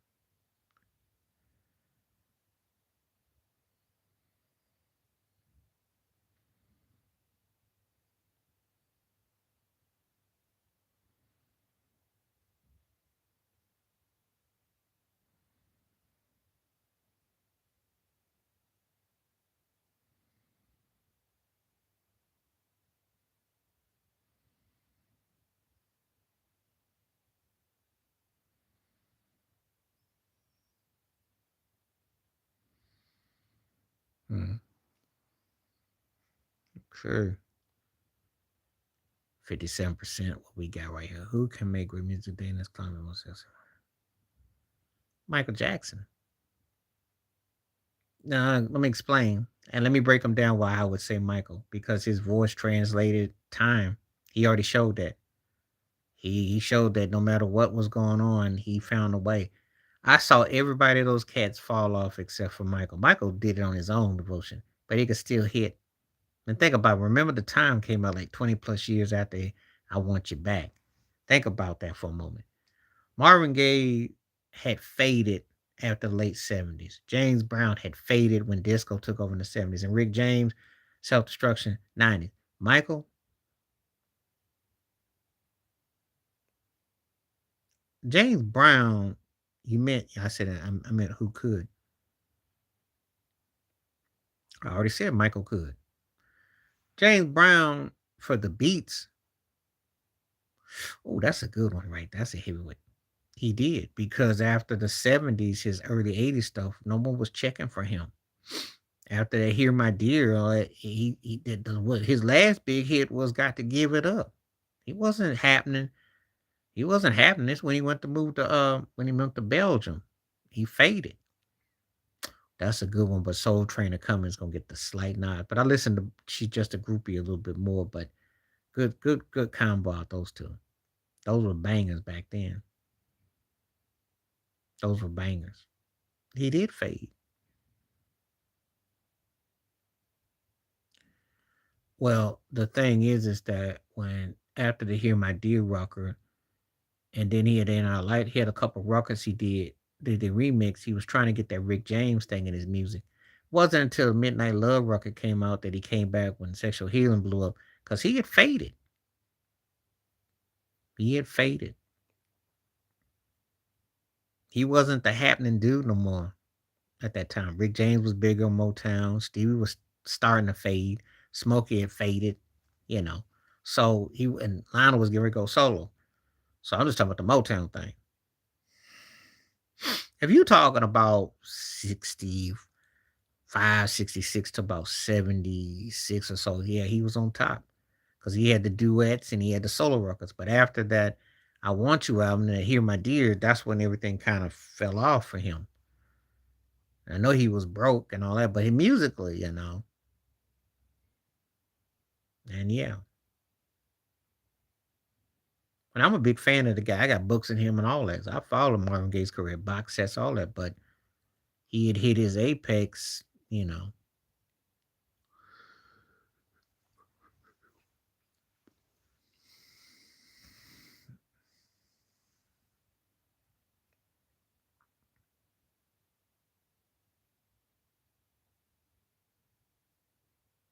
Barcade. Because Do It was a jam. Do it. And it's hard for me to go against Larry Dotson era. Bad Girls. Hard to go against Donna Summer. And I like Tina Marie's stuff back then, but Donna Summer was, I don't remember Playboy, but I think that was on the second or third record. But no, Bad Girls was a jam, though. Donna Summers don't never get her due. Not saying it wasn't, but you got to remember Donna Summers, y'all. You got to remember Donna Summers. Donna Summers was putting out, she was prolific, she was productive, and she was hitting and hitting hard. I told you that's why Donna Ross came out with Love Hangover. Donna Summer came and shook the game up. Had Quincy Jones out of his wig too. Shook it up. They only want to play her for disco, but she could do a whole lot. She was bad. And her documentary was must see. That bass line. Ooh, boom. Stuff she and Georgia Moroder did was come on. And I'm gonna tell you something, and I'm gonna say it, and if I don't like it, I'm sorry. If Donna Summer was white, she would have been 5 times bigger. Gaga and Madonna would still be happen to go behind her if she was white. I like Square Biz. I'll give you a hat Square Biz over that. But Hot Stuff was a tight song. But that's mainly because of Tina busting the freestyle rap and the bass line. But Donna Summer was a beast, y'all. She was a beast. I listen to Square Biz more. I like hot stuff because of the groove, but I listen to Square Biz more. I think it's because of the rap. I think it was the rap that, the freestyle at the time. You're asking me, but Donna Summer was a better artist. Yeah. You depend what your criteria is. Donna Summer was a better artist.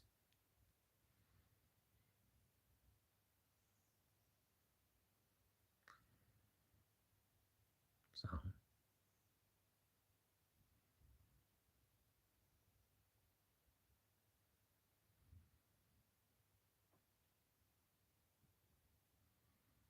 she is timeless. Like I said before, you know, you know. I just said what I said. If she was white, Gaga, Madonna, and Deborah Harry would have to be like they would never get a chance. Both. Cause like when you take a song like "Last Dance" with that melody, and then she goes into she could sing. She was very versatile. Donna Summers is like the whole nine.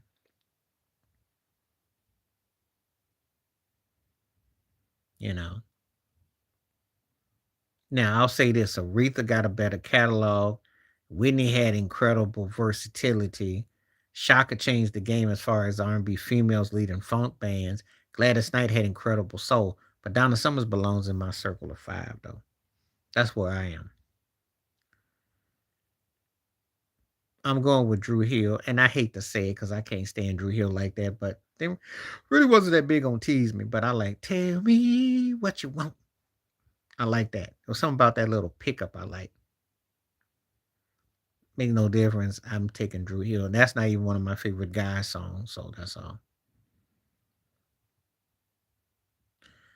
Angel in the Morning. And I'm gonna tell you, Juice Newton was a precursor to Taylor Swift. That's who Taylor Swift reminds me of. Except back in the day, we didn't have somebody having a 20-year career who reminded us of an elementary school teacher with an acoustic guitar and some raisins and bopping the head like they Minnie Pearl. There's a big difference. It's funny how that didn't turn out, ain't it? Calvin know what I'm talking about. Because Juice Newton didn't have no 30-year career. That's what Taylor Swift's gonna have. Standards can definitely change. So okay, I'm gonna leave in about 2 minutes because I gotta get ready to go. We done 2+ hours. It's been incredible. Incredible. I appreciate everybody that came through. Shout out to Ted. Everybody I ain't seen in a while, thank you for coming through. I'll be back tomorrow. And of course, I got to tell everybody if you want to donate, feel free, conversation. And also, if you want to find me on Facebook and whatnot and add, that's cool too. Because R. Kelly wrote their best songs. Because What a Girl Wants wouldn't leave your brain. Bump, Bump, Bump was catchy. That's what happened. Oh, when they worked R. Kelly, I thought that was cool. Yeah, they were. Because Amarian, like, I love Entourage, the song. That song bumps, but he can't sing to save his life. I think it's because of certain different things happen. Different things. There's a lot of competition. Butterflies. I love Butterflies. That was a great, strong vocal by Michael. And that was his foray into neo soul, which, again, showed you how versatile he was as an artist. Because that worked really well during that era.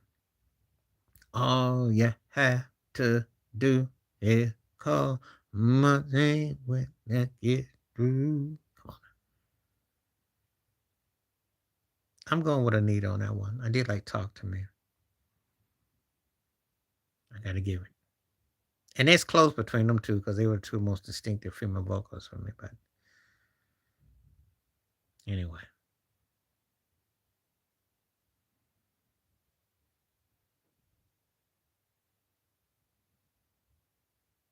Okay. We got one more minute before I conclude. And I appreciate it when it came through. I can't think of it right now because yeah, y'all not you gotta Google your titles because but I like Talk to Me though.